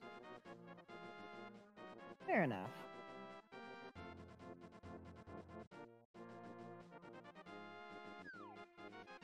Meanwhile, Topplife is just cruising his way through Turtle.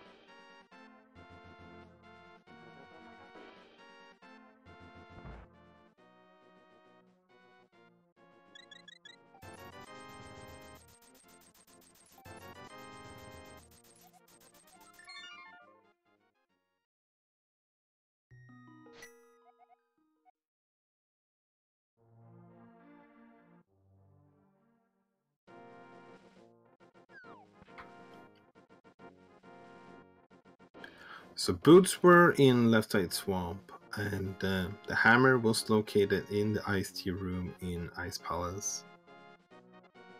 Which, a little bit rude. Very rude spot for a hammer.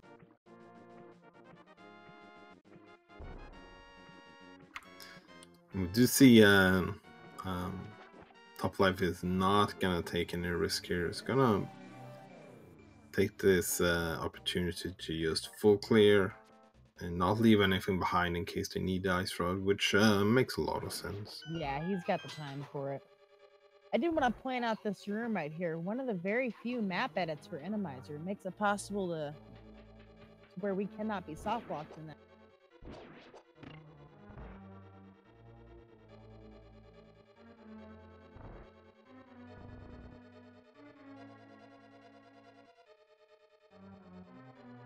And with that, we are heading towards the back. We have one more chest and then laser bridge. Yeah, and well, ice rod is always in Turd Rock anyways, right? So We're probably gonna find it.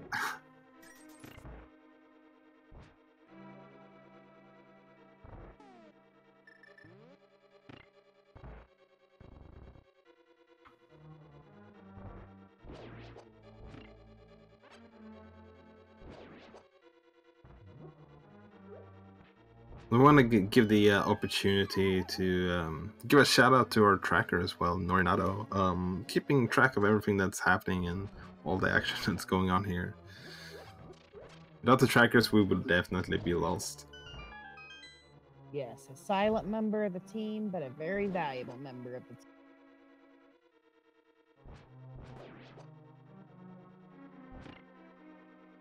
So it looks like darkdyllon is gonna attempt the bomb jump again. Oh man.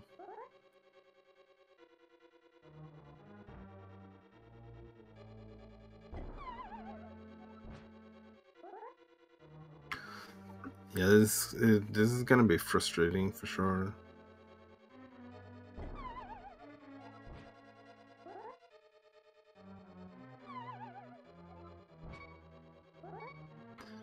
Oh, don't fail this bomb jump now, you're gonna die. Oh, wait. Oh, we have the red mail. Never mind. Where was the second mail upgrade?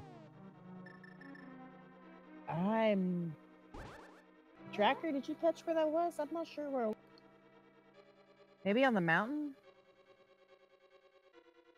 Meanwhile, Topplife finally makes it past a very trolly beetle. Or not beetle, I forget what they're called now.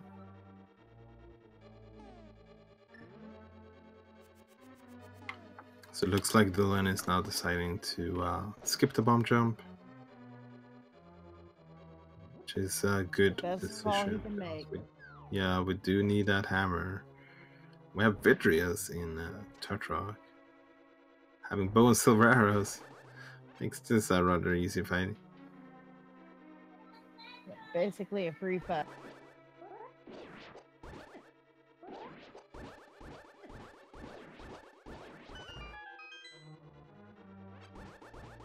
And Topplife picks up his first red crystal.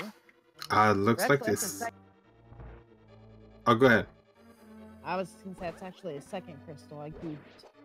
I was looking at the one tracker I can see on our.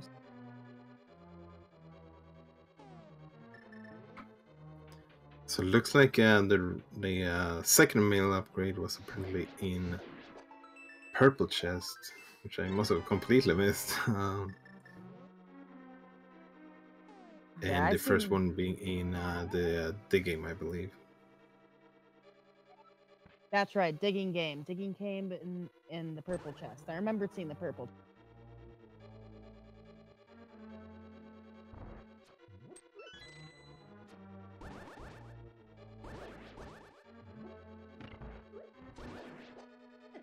Very dangerous position for a Lionel. They're actually not affected by the ice floors whatsoever. And a dead rock. That's actually a lot easier than the vanilla enemy in this room. Fire.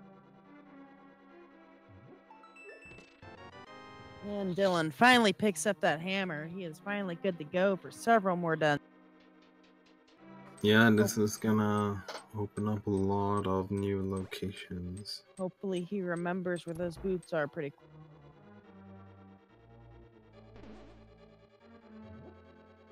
It looks like darkdyllon are okay. Yeah, they remembered. Wait, we need the big key first. The correct way to go is up here. If he knows the jump. Lamp is near our uncle. Well, thank you, game. Yeah, these hen tablets are on fire today. Let me tell you. Yeah. This room right here is interesting, by the way. It's one of the very few rooms that are not randomized. You actually cannot change the enemy layout in this room without screwing the game up completely because of the giant amount of pits. Or the giant, or how much pit is actually in this room. I'm sorry, if I could speak.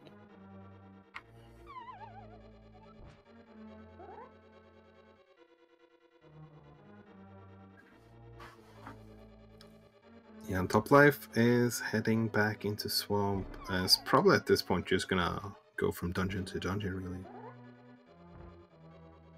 It's the smart decision. For one, there's chests you can potentially find the ice rod, and for two, you can find out if you actually even need that ice rod. Dylan's gonna have to be careful. He's very quickly running out of hearts and bombs. Might just have to nope out of here. Yeah, it's gotta be a frustrating situation to be in right now. Dylan has taken a couple of unfortunate deaths and mishaps, so can not feel good at this point. I would imagine when that happens, you would probably feel a bit behind. Yeah, at this point, I would not be surprised if he was feeling just a little bit.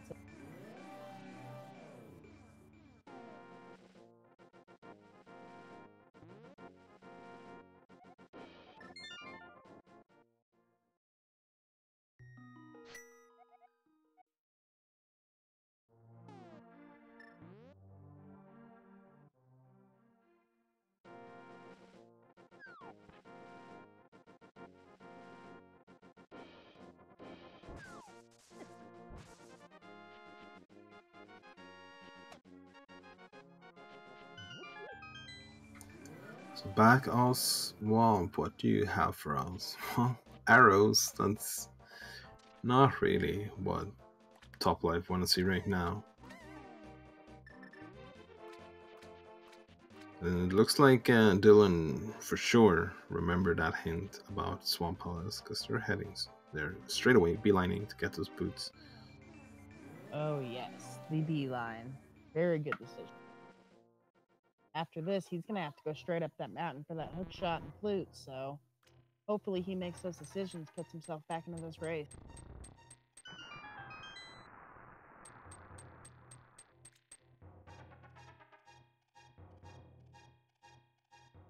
Is this a vanilla lamp or not vanilla? This is another Lambo fight.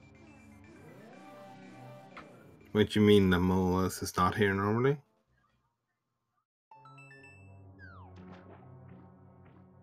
I don't know why I was thinking vanilla. The red palettes almost makes me reminisce a little bit about Wigglers. Yeah.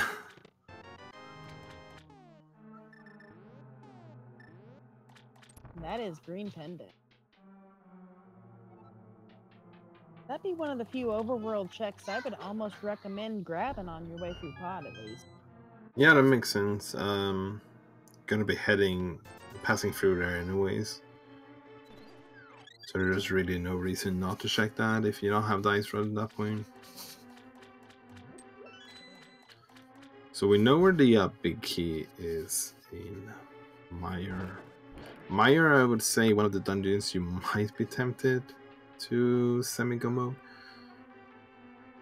Yeah, I would maybe check a couple chests, but I wouldn't spend too much time picking up all the extras. Not time consuming to pick up the items, but it's relatively painless to get back to the dungeon if they have to, so.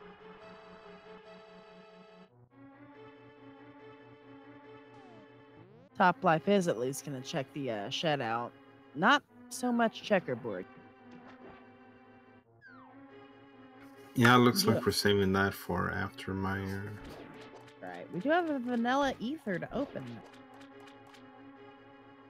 Yeah, but this being Animeister, unfortunately, we won't see any birds, frozen birds flying around here. Yep, no bird toss feels so bad. Yeah, I should just re-roll the seed until we get a vanilla bird there. This room in regular non-entomized is one of my favorites, actually. A good 3-4 different strategies on how you can efficiently and quickly kill it. My favorite being the Samaria strats, actually. Of course, I'm a big fan of just about any Samaria quick kill strat. Yeah.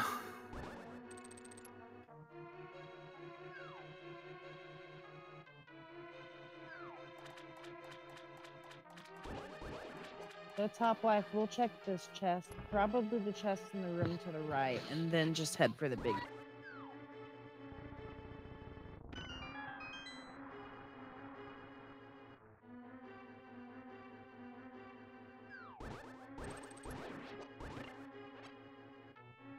Very least, he will get this key out of here so he can get into the big key area. Then he's going to skip that second chest. He does not necessarily have to go back through that room, too. If he takes the warps by the cutscene room, there's a quicker way to get to the boss room.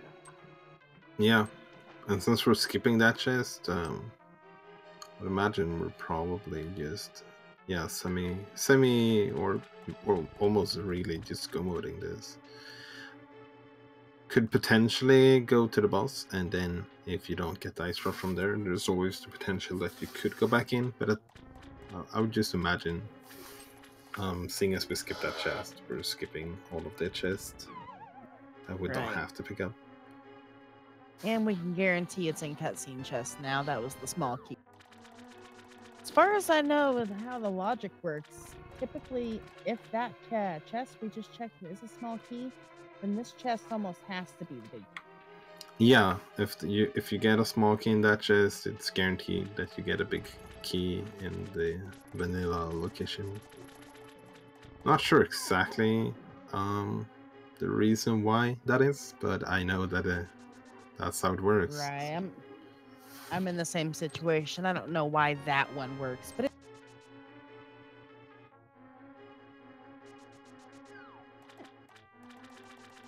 and with big key in hand, I'd assume we're just on our way to the boss room. Maybe not. If he had gone through that big door to the top, that'd have been the short way. He might just not know about that route. Or we are checking chests.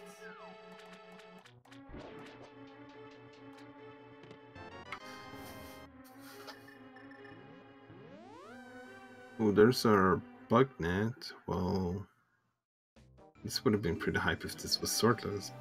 Right? Nope, bug net in hand, we can now finish the game.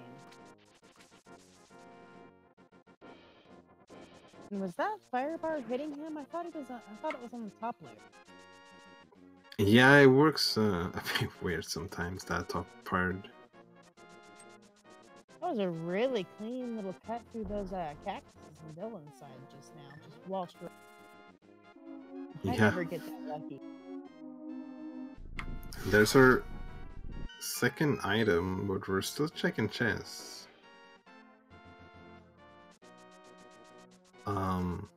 Yeah, maybe Top Life forgot to count the items. Right. Well, we are an hour and 45 minutes in. Could be panicking a little bit too. There's no telling where his opponent's at. Yeah, even though we know at the moment Top Life has a pretty comfortable league, that's definitely no information that they have. He might be thinking he's like super behind at this point. Right. I want to point out, I like that move that Top Life just did. The ability to powder the pot that Bunny Beam is under without actually having to pick the pot up. Yeah, definitely a nice. Always been a big fan of that. Yeah.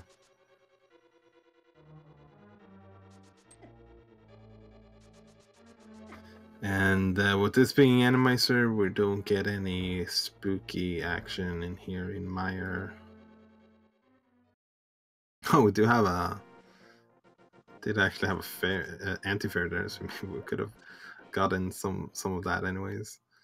But it's not really something you plan for. Right. I'm surprised he didn't go ahead and powder one of those. Well, he's still got more showing up, but there's no guarantee there'll be a anti-fairy in the last room or not. So I'm surprised he didn't fill up. Well, moment of truth. Here we go. It's just Helmasaur.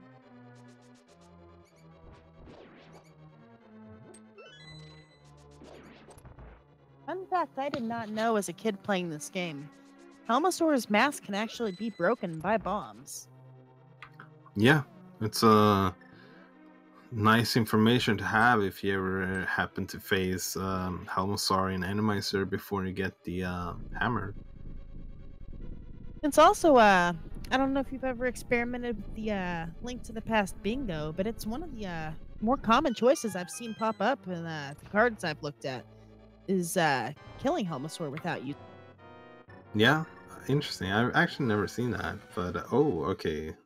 There was an Argus in Desert, so good thing for Top Life actually that they never went there. Yeah, before getting that hookshot. He'd have been disappointed if he had gone. Of course, he can go kill him now.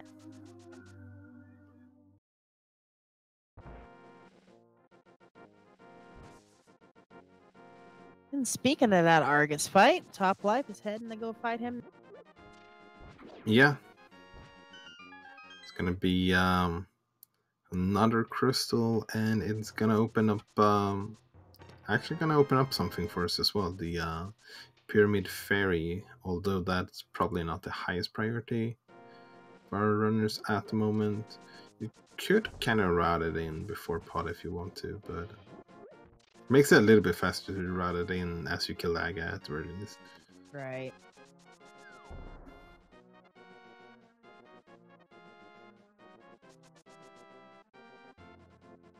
And Dylan's about to pick up his bow as Top Life goes into the Argus fight.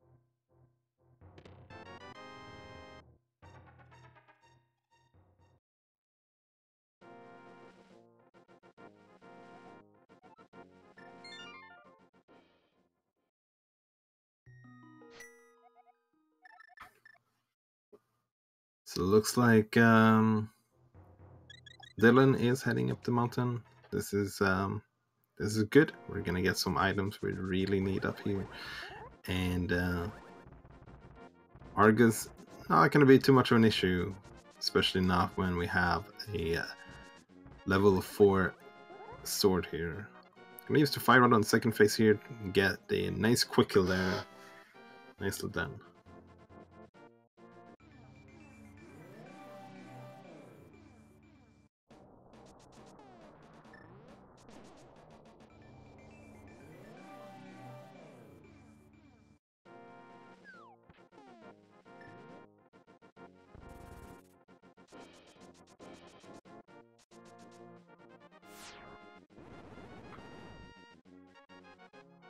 Okay, sorry, I had to drink some water there. I think that was mandatory, but we're back again.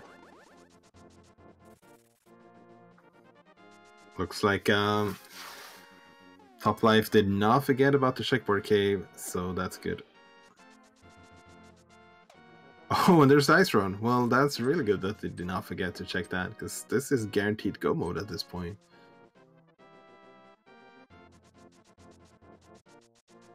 I bet they wish they checked that before heading into Maya now. They could have go moded Maya. But they can go mode the rest of the game now at the very least. It's not much though that we can go mode. But you take what you can get, right? Gonna start off with heading to pod.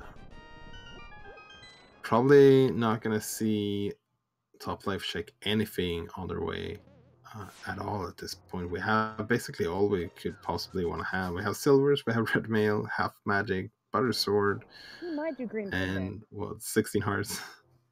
Or not.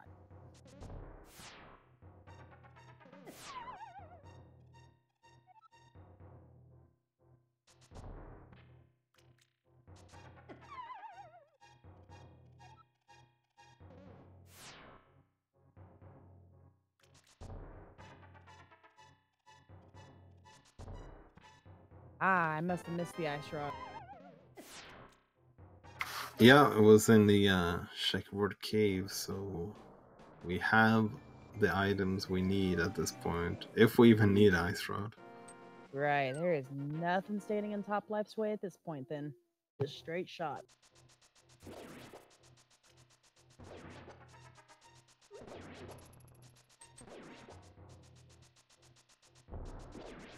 After this, he will have to cross and go back to Ice Palace. Yeah. This is a nice palace, and then we're heading to Ganon's tower for top life. Dylan still has a way to go, but is on the right track, being up here on the mountain. It's gonna get both the hookshot and the flute from here, and the flute will lead him to the ice rod as well. Right. Here's the hoping that they do not try to mess with that bomb jumping.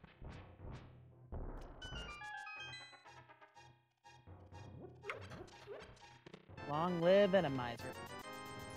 Yeah. So if you take the pigs down and go and kill the enemies in the room next to the bomb jump, I do believe you could get the physics back. Right. But sometimes those enemies can respawn as well, so There's that it's hookshot on usually Dylan. safer to not do it at all if you're having trouble with it.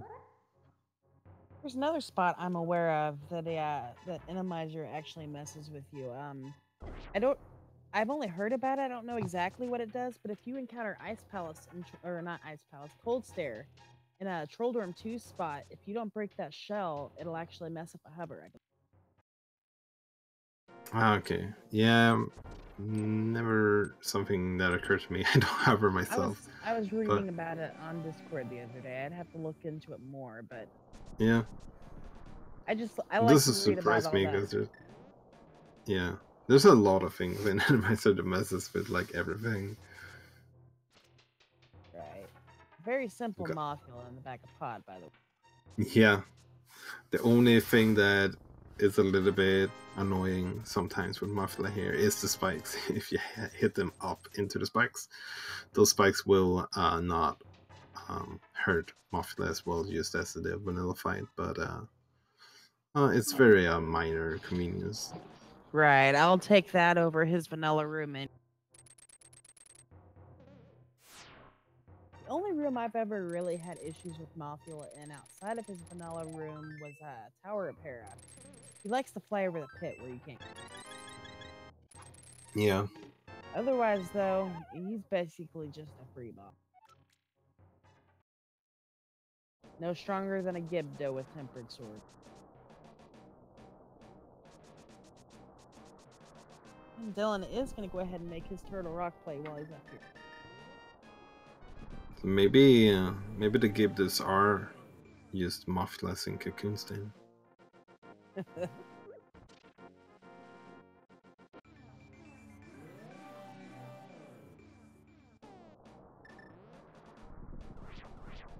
Top Life is making his play through the Ice Palace again. Yeah, that's good news.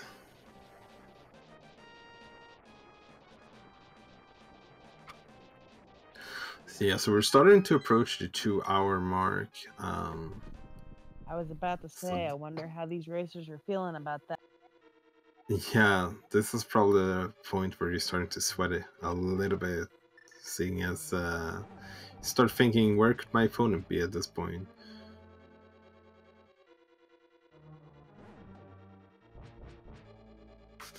Now the good news is both of these runners will advance. I'm pretty sure, at least. I checked the groups before this, so both will advance no matter the outcome of this race. So they will both be getting into the brackets later on. Right. So looks like we have a bump jump attempt coming up here. Oh.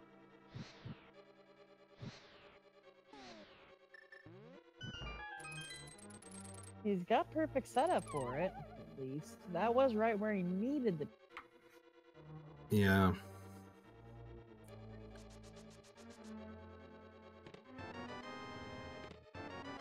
Yeah, it's really like if you don't know about it, it makes sense why you would want to just get the bomb jump.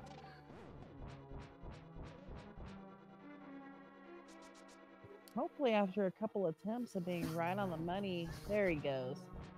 You realize something's wrong and just go ahead and switch.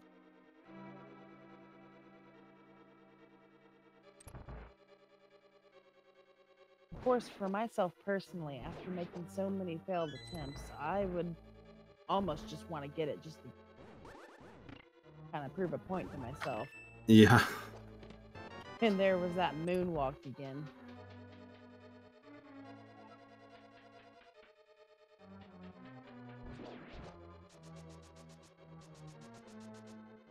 So we got one more unknown boss coming up here in a minute. Care to take a guess at what we're... So let's see, what boss have we not seen yet? Armos maybe? Armos is a pretty boring boss fight though. We've had no Armus yet, no Moldworm. I don't think we've had a blind either. Let's see a Trinex, since we actually did find that ice rod, I guess. Give yourself a reason to have that ice rod. Yeah, right?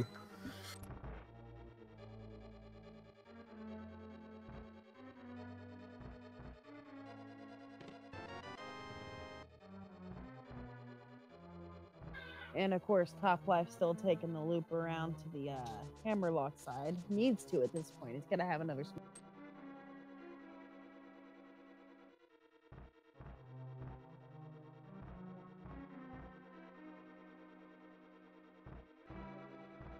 It's just small key. He will go up here and get the second key just so he doesn't lose it on the door at least.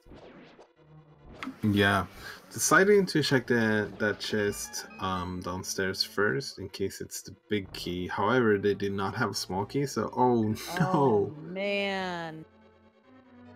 That's that is worst possible timing.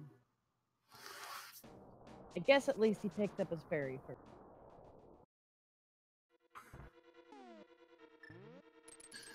Yeah, at the very least, gonna have the knowledge when they come back that there's a Ballmaster there, if that's to any help. They did get the small key from that chest that they opened downstairs, so they don't have to take that long loop. Technically, he don't have to go back.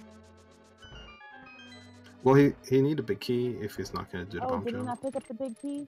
No, I just got a small key.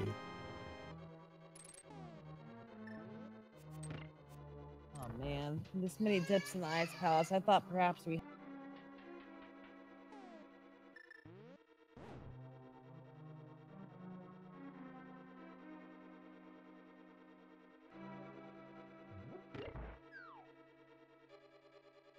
But yeah, at least with the small key, you can just go to the right side straight away. Right, you know you're gonna pick up a second key, so...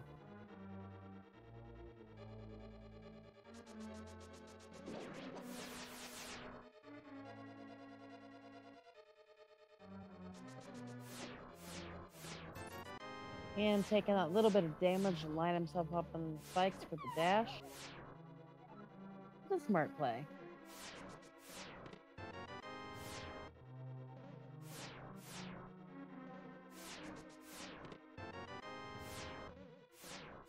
Hey, there's Wolfman and Chad. I gave him a shout out a little bit ago. One of those awesome restreamers that keep us on the air. Thank you, sir. I know you missed it.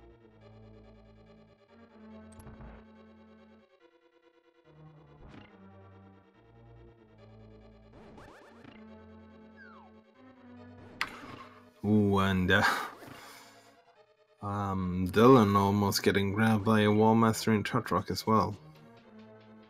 Those Wallmasters, Link to the Past, one of their biggest trolls.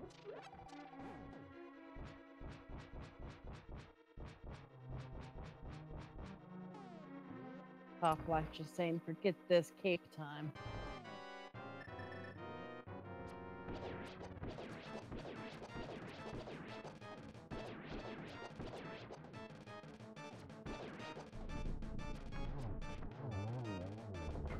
Nicely done, Vitreous fight there from Dylan.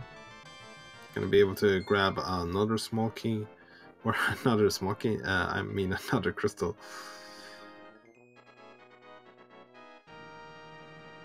puts him one close.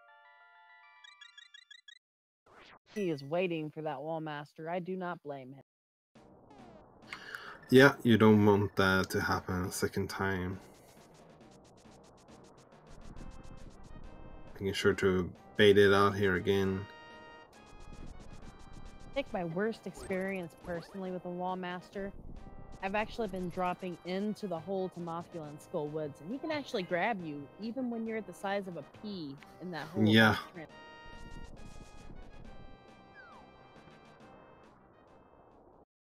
Yeah, that's that always feels bad when that happens. Which can happen here in Ice Palace as well. That last room when you're jumping down to the boss fight, if you have a wall master in that room. Right. Basically, any pit, you can actually completely, fully take damage dropping down those pits. I've been killed by a freezor in this room right here, actually, if I was dropping down and it scanned right past me. That's an exclusive thing to the Japanese 1.0 version. They patched that in later games, but in this version here, you're not immune.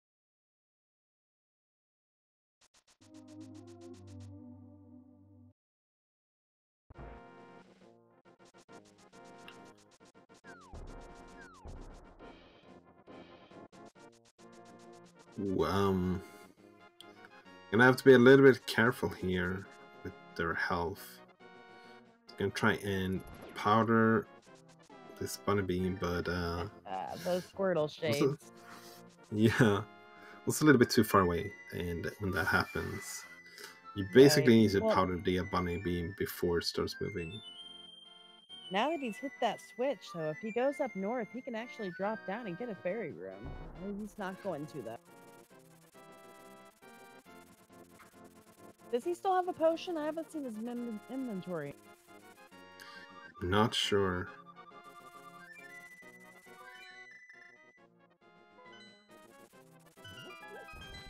Yeah, he has at least one blue. He'll be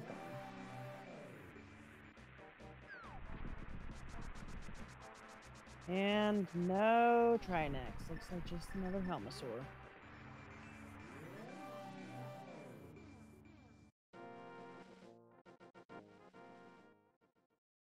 Very sickly colored Helmasaur, I might add. Yeah. A lot of the bosses tends to get a little bit more pinkish in this boss room in the Miser. Right. 2 taps the better sword though, and Helmasaur is down. And with that, that is all dungeons cleared. So there's this little game I've heard of that we all in the ALttP community. Yeah. Tell me about this supposedly game. Well, we're coming up into a place known as Ganon's Tower, and in this tower, there are 22 chests in the basement. To complete this tower, they're gonna have to find a big key in one of those chests.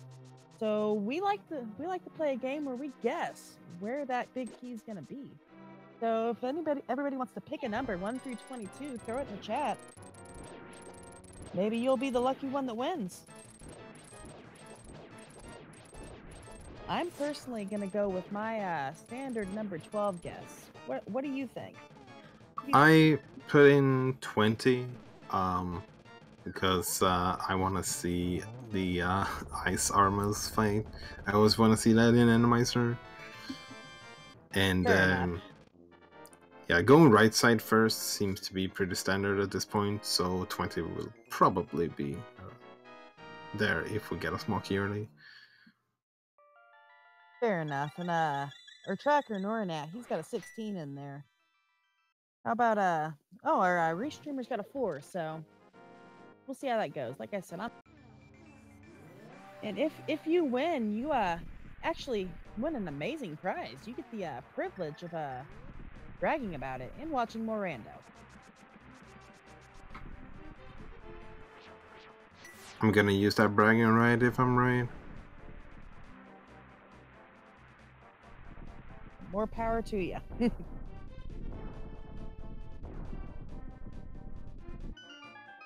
Well, here's your guys' last chance if you're gonna get a guess in. Once we enter that doorway, guessing is closed.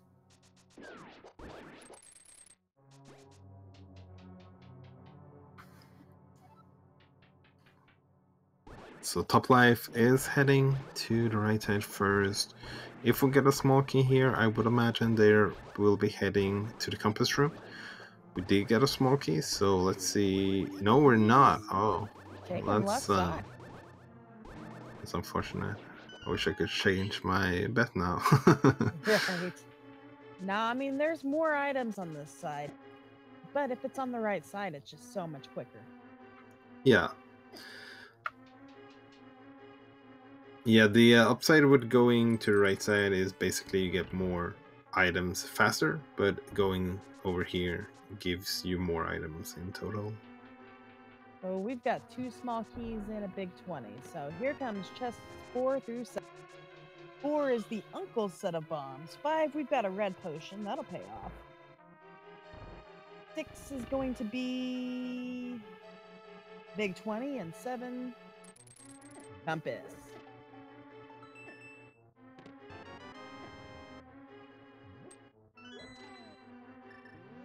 My guess, speaking of which, is assuming they take left side first, is typically in rando room chest.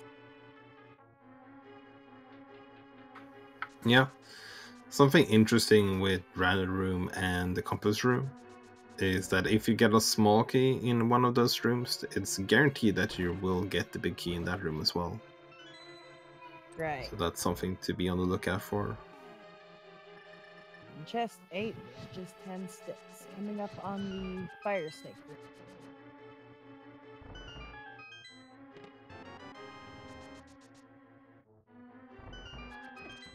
Well, the non-animized fire snake room.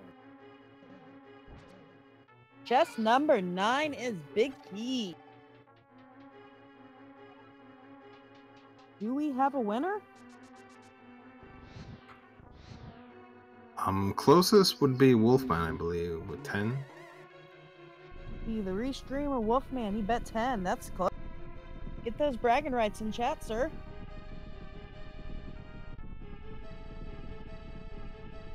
Yeah, it's not only a right, it's pretty much something you have to do at this point. Yes, you must brag. Yeah, it's a responsibility.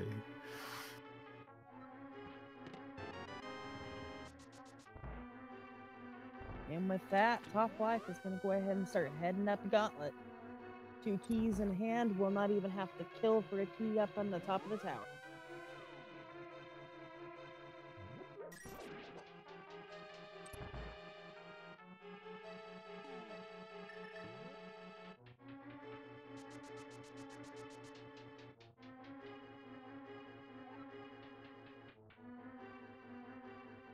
Well, Dylan is finally making that trip down to the basement to Meyer.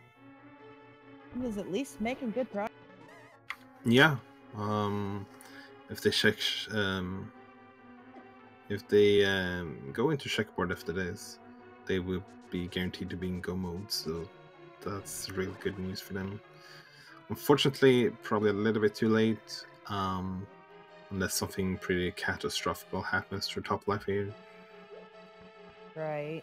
I will mention Enemizer makes several of the rooms, like I said at the beginning of the stream, especially in the early game, really difficult.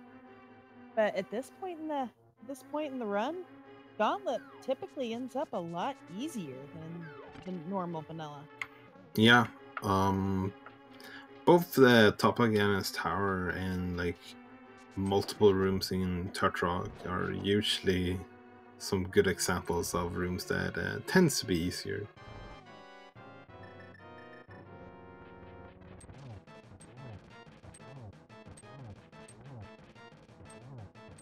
And I'm not sure if we even noticed it up until now due to the lack of a hookshot till late, but we have a single rupee stun prize. That would not have...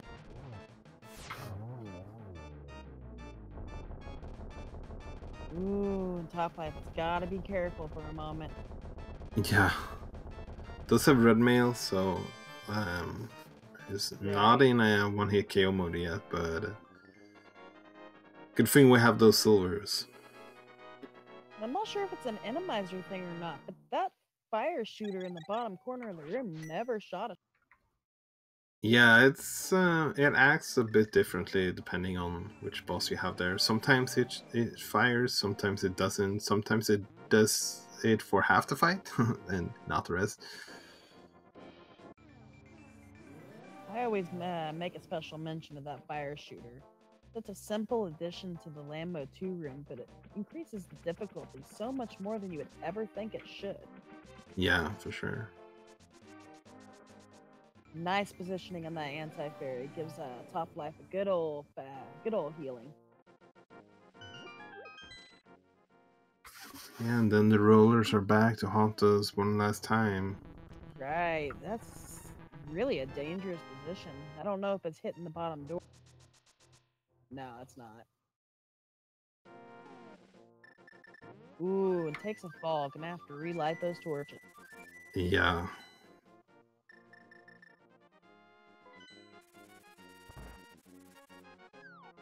There's got to be some level of stress going on here right now.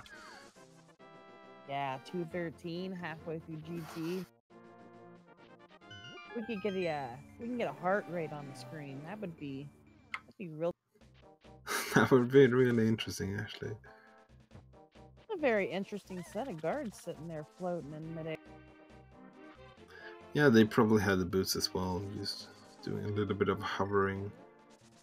Some frame perfect hovers. That was a real strategic positioning on those cannon guards too.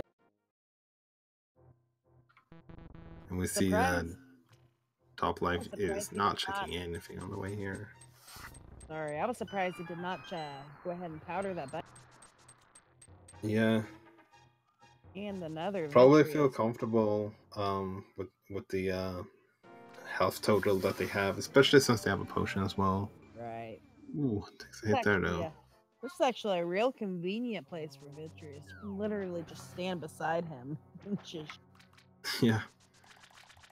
We never needed that ice rod, by the way. And of course, Top Life steals Vitreous's $5 allowance. Yeah, I mean, I don't think Vitreous is gonna have much use of that once they're dead, anyways. It was his life insurance, apparently. So no more random bosses for Top Life, because Aghanim and Ganon will never be shuffled. Right. And round 1, we have a 2. Round 2, was that a 2 or a 3? Was that a triple? I think that was a double. Yeah, it had to be a double. So we've got a 2-2-1 and cap it off here.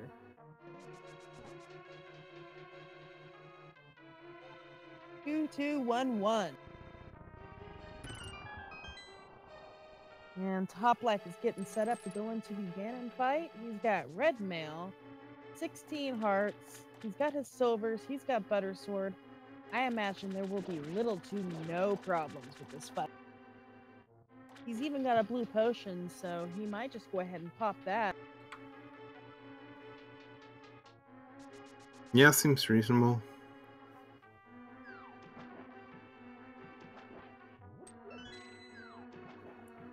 And yeah, with the butter sword, definitely makes it a little bit more simple to get the 1-in-1 cycle. Oh yeah, he has that red potion picked up. Good call. Yeah, popping it off straight away, there's really no need to take any risk at this point. Right, yeah, I think he'd be a one-shot technically, even with red mail if he had. It's the beautiful 1-1 cycles, though. We're already on pace. Dylan picks up his green pendant, at least.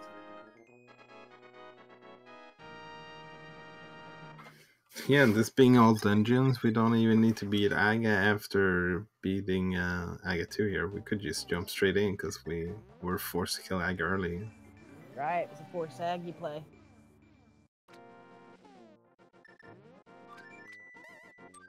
This is a nice position here for double. Right, get to 1, 2, and here we are. There we go. As long as topplife has the ability to cross a bridge without falling, I think we had GG.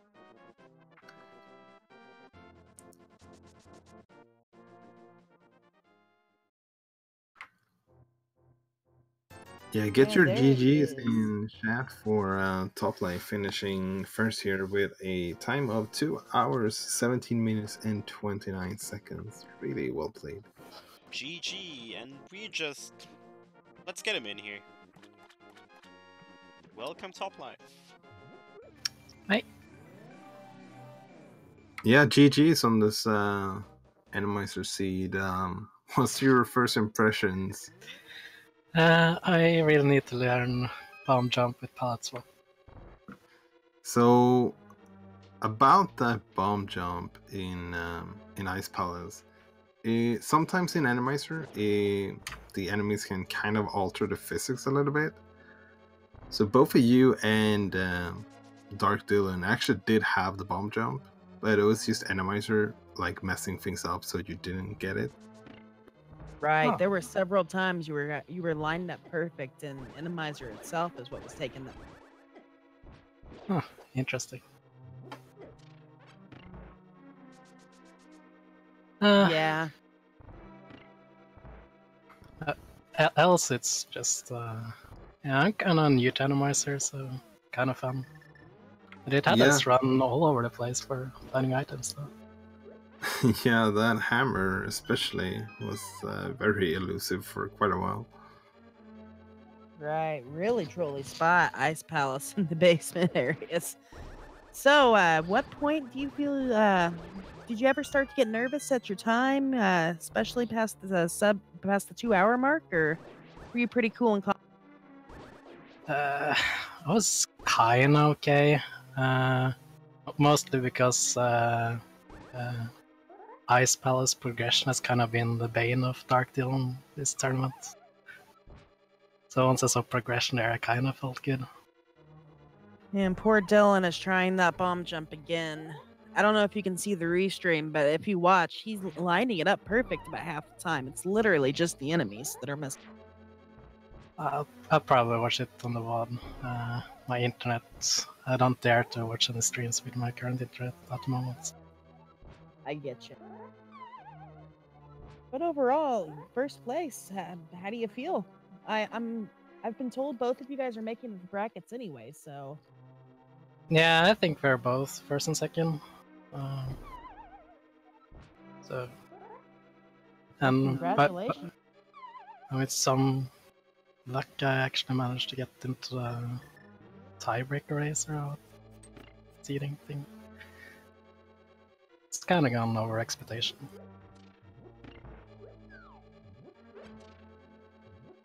Well, I for one really enjoyed your guys' match. All dungeon, Animizer, it's difficult settings.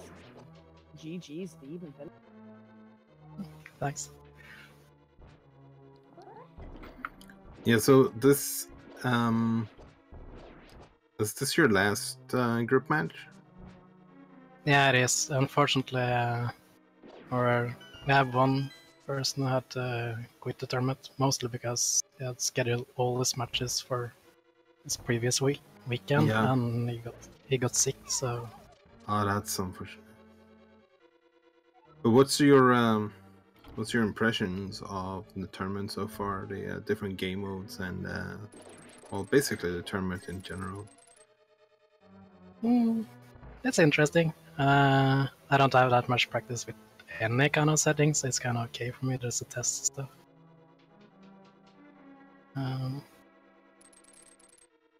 Yeah. Fair enough. Is there any point during the race that really particularly stuck out to you as extra trolly? Anything you thought you did particularly well? Not that I can remember. I think I had some moments during it, but I can't think of them right now. I mean, personally, overall, I think your execution was pretty good on. There wasn't really anything you struggled with per se. Thanks. That chicken hut in the beginning, maybe. Yeah. I thought I could outspeed him, but apparently not. You honestly, you were literally, you had it, and then you got sticky doored just a little bit, and that's what. But I probably would have died when I tried to exit it anyways. Yeah, the seed early on was not giving you much health really until you got a little bit later into the dark world. Both of you were 5 hearts and green mail for quite a while. Yeah. Speaking of dark world access, those Titan's mitts being up on Desert Ledge. It was a good call to go ahead and do Aggie first. Interestingly enough, the moment you seen those Titan's mitts was the moment Dylan picked up his book, and he had no clue about the Titan's mitts yet. It was an interesting coincidence. We were literally just like, well, now we're gonna have to find that book, and oh wait, there it is. Well,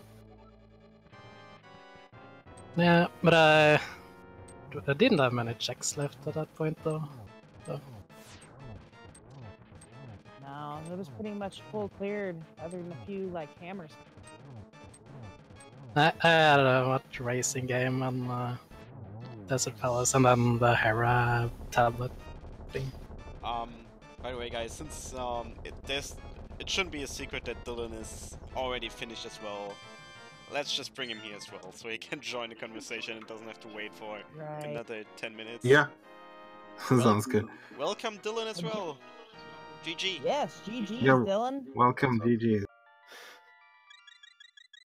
Oh So, wow! how do you feel about this race today?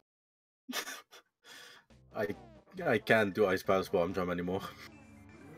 We were So, just, yeah, we're yeah, go ahead. Yeah, we were talking a bit about that during the race. Both you and topplife had problems with that, but it's not anything that you guys did wrong. Animeizer can mess with the physics in Ice Palace sometimes, so you guys actually did have the bomb jump correctly. It's just that the game, the Animeizer would not really allow you to do it. Oh really? I actually Yeah. didn't know that. Yeah, it can Oh, happen yes. sometimes, There were unfortunately. several times you guys both had it lined up perfectly, and just it's literally just the physics that are thrown off. And that's just an Animeizer. I was so confused. Like every time I thought, like, okay, this is right. Nope. Right. Well, if you actually make it to the room after that and kill all the enemies and come back, it would allow you to do the bomb jump. But I mean, it's a moot point at that point. It's literally just.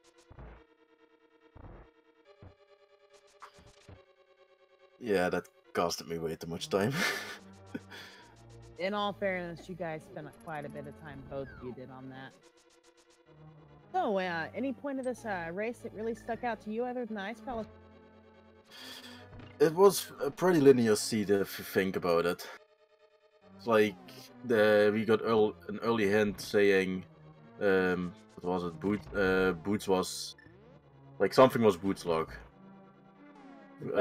Yeah, the bow was Boots locked. So it instantly popped in my mind. Okay, it has to be somewhere in desert. Obviously, it wasn't, but it was close enough. Right. And then to find out that the boots themselves were in swamp, just to And not have the hammer for the longest time, and it being all the way in ice. Yeah. That had to feel bad.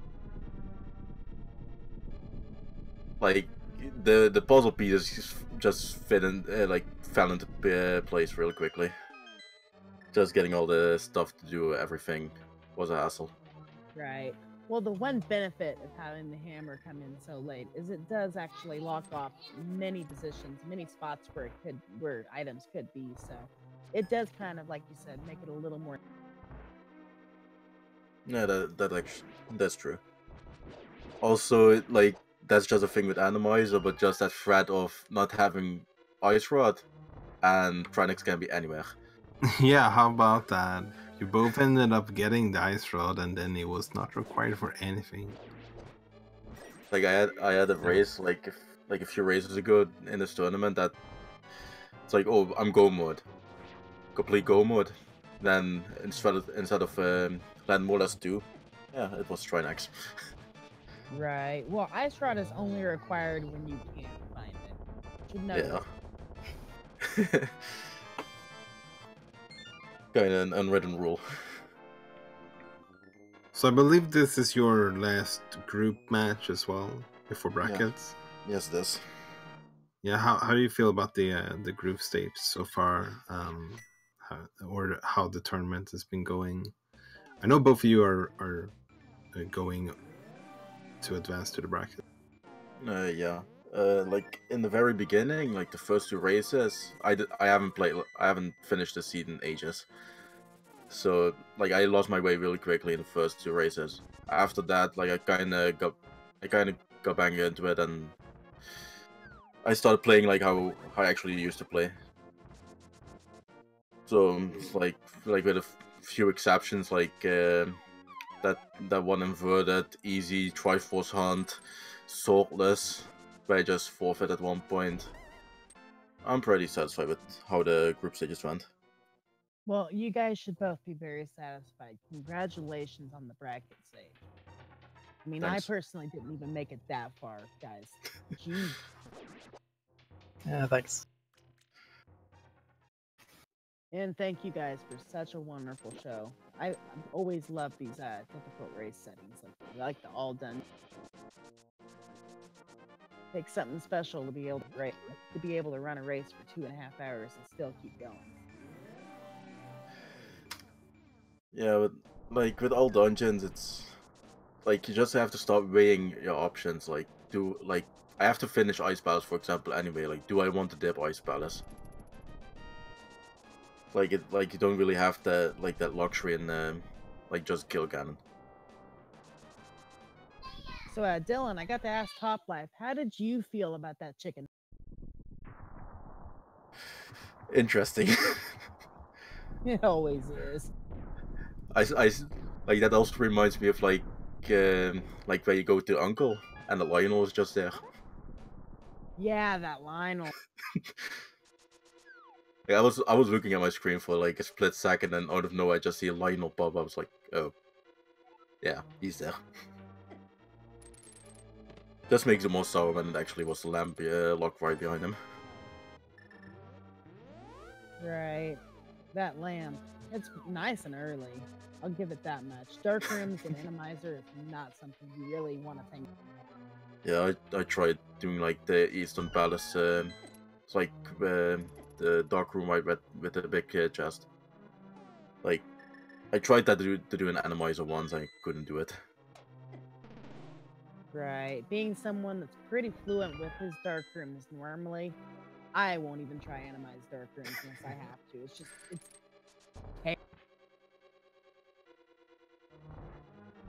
But yeah, that chicken had like, was it like 3 red guards right next to each other?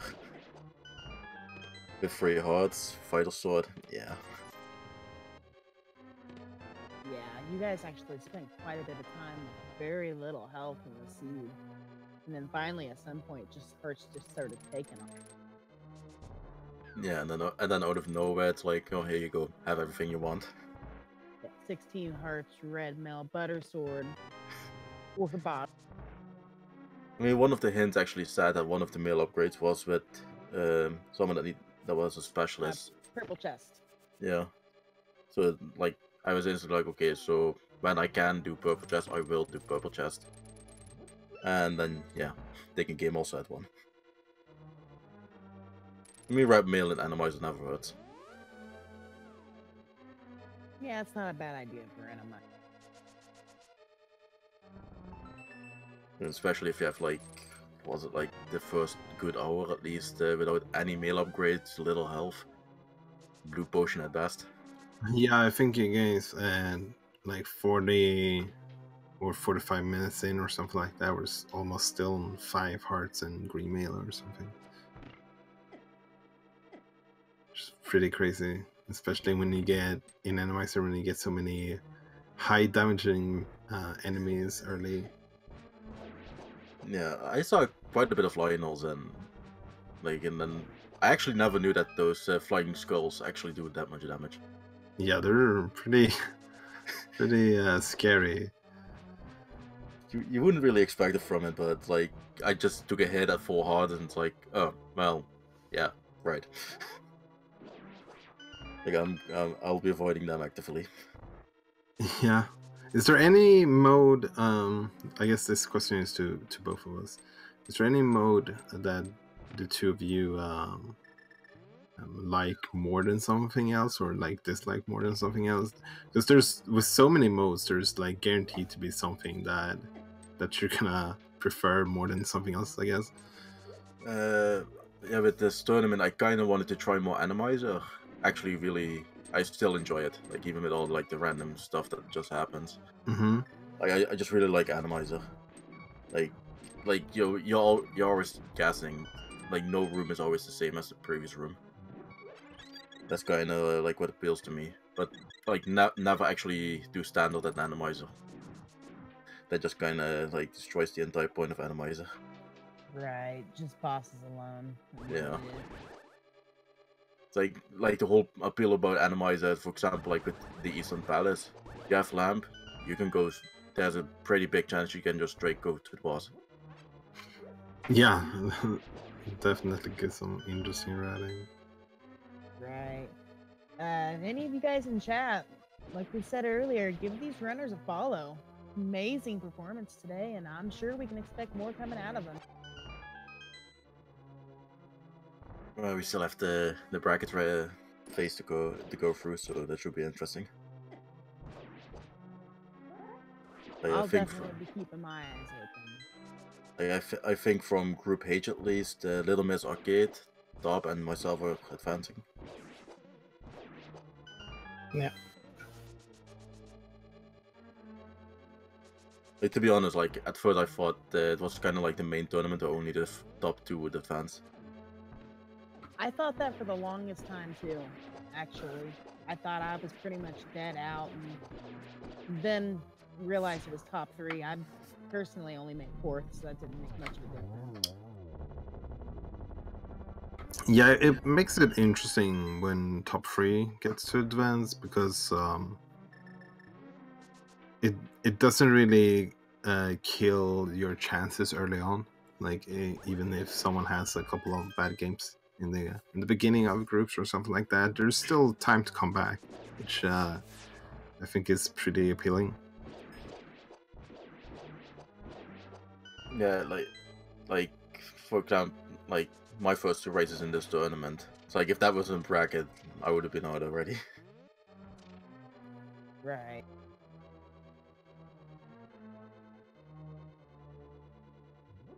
But no, it gives everybody a chance to learn more. I mean, this was my first tournament appearance ever, and I mean, I personally learned so much from it, just with the races I've been in. How do you guys feel? Have you? I don't know how long you've been doing this, but you feel you've grown a little bit, at least in your gameplay since you. For me, I started with a qualifier, full qualifier, and the first races there was kind of horrible execution-wise. But since that point, I think I become quite a bit better. I think I got through 2 qualifier matches.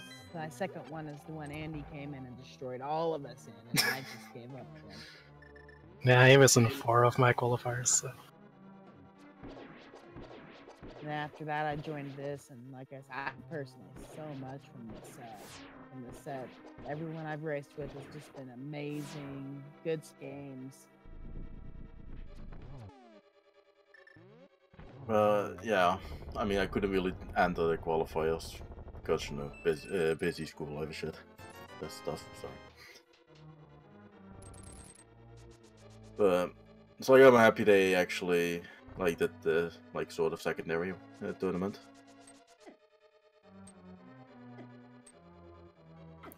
Yeah, the focus in that was when this tournament started, I believe, was to have a like a second tournament just for fun, and I think a lot of people so far would share in that this tournament has been really a lot of fun so far. It's like, yeah, It's a lot more relaxing than as well. So I think it's Right. definitely an interesting experience. I was about to say something along those lines. Like it's still a competitive scene, but still somewhat more relaxed than, like, for example, if you have to face Ben or Andy. Yeah. No, this has been much more laid back. It's been more of a chance to really learn, get your tournament legs going, you know.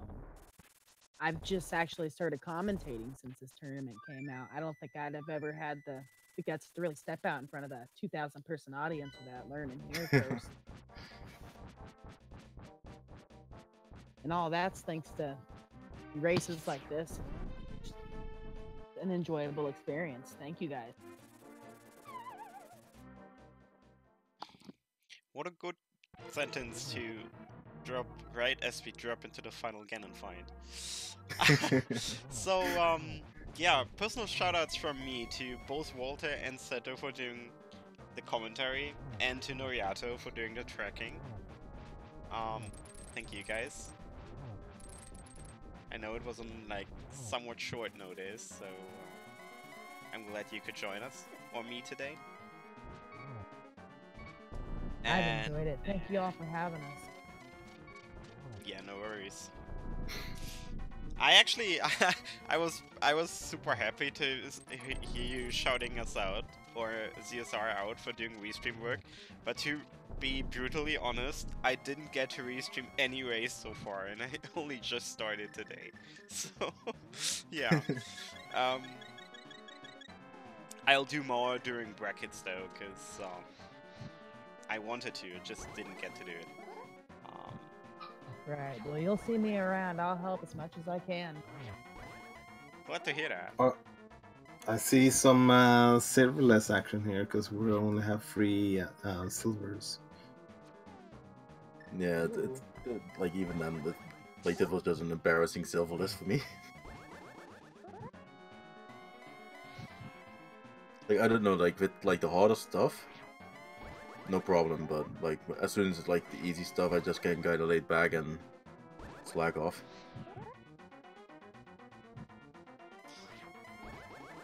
Animizer torches are so confusing. Like, like color palette torches.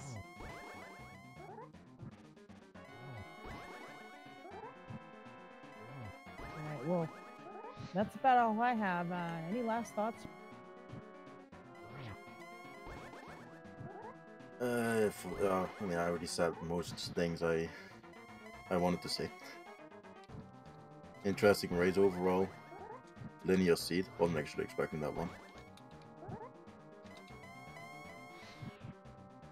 Also learned something new about Animizer. Can't always do the ice bars every day.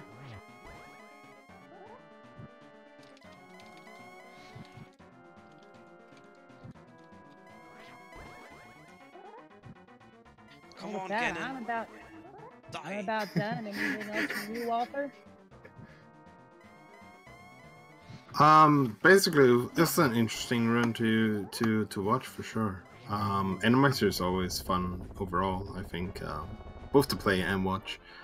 And I'm looking forward to see the brackets to start soon. I'm not sure exactly how the brackets will work, to be honest. I've not really looked into that yet. I mean, there's still a little bit of tie breaking to go, and some races we have to play out first. Mm-hmm. But the format, I mean. Oh, format. I should actually know that, right? Yeah, I should probably know that too. It feels like. It's actually how was it?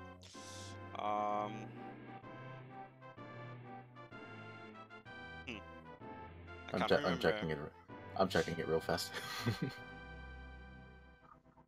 Bracket stage. While spells check the docs. Yeah, that's what I'm doing.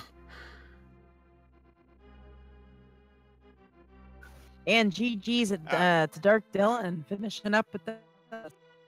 Yep. Also, Storm analysis. it's a single elimination best of 3 format. So Okay, that seems reasonable. and it's Really planned to go interesting. all the way until February 10th. So plenty of randomizer. Yeah, It's been so long since I've looked over that document to see what the brackets were. I never thought I'd make it this. So yeah, the people that still have to schedule races at least have till the end of next week. All right. I guess I was an overachiever. I was done 2 weeks ago. All right then. GG to both runners. Congrats to Top Thanks. Life for making brackets.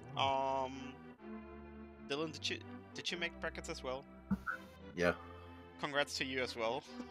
Thanks. I'm a bit out of the loop. The last few weeks were very busy. Alright. Thanks everyone. I guess since we had plenty of interview already in the past 20 minutes, I guess we'll cut here. So thanks everyone for watching. And see you actually on Sunday when we'll have the winners bye race. So all the top seeds of every group, I believe, facing each other, or only the ones that went through the group stage without a single loss. Not entirely sure on that. And these will face off and determine who gets a free pass to round 2. So I've been told it's 10-0 only. okay, so that Oh, so would probably Dub be actually gets a chance at that then. Yeah. Yep. Exactly. So, looking forward to that. And this will be on ZSR as well. So stay tuned for that on Sunday. Same time, I believe, or no, 1 hour later, 3 p.m. Eastern Standard Time. Until then, sounds good. welcome Dylan as well. Yes. GG. GG's, Dylan. Welcome, GG's. I hear myself on the stream, so let's go over to the ending screen and say goodbye, everyone. Thanks for watching. Thank you, commentators and tracker, and bye. So yeah.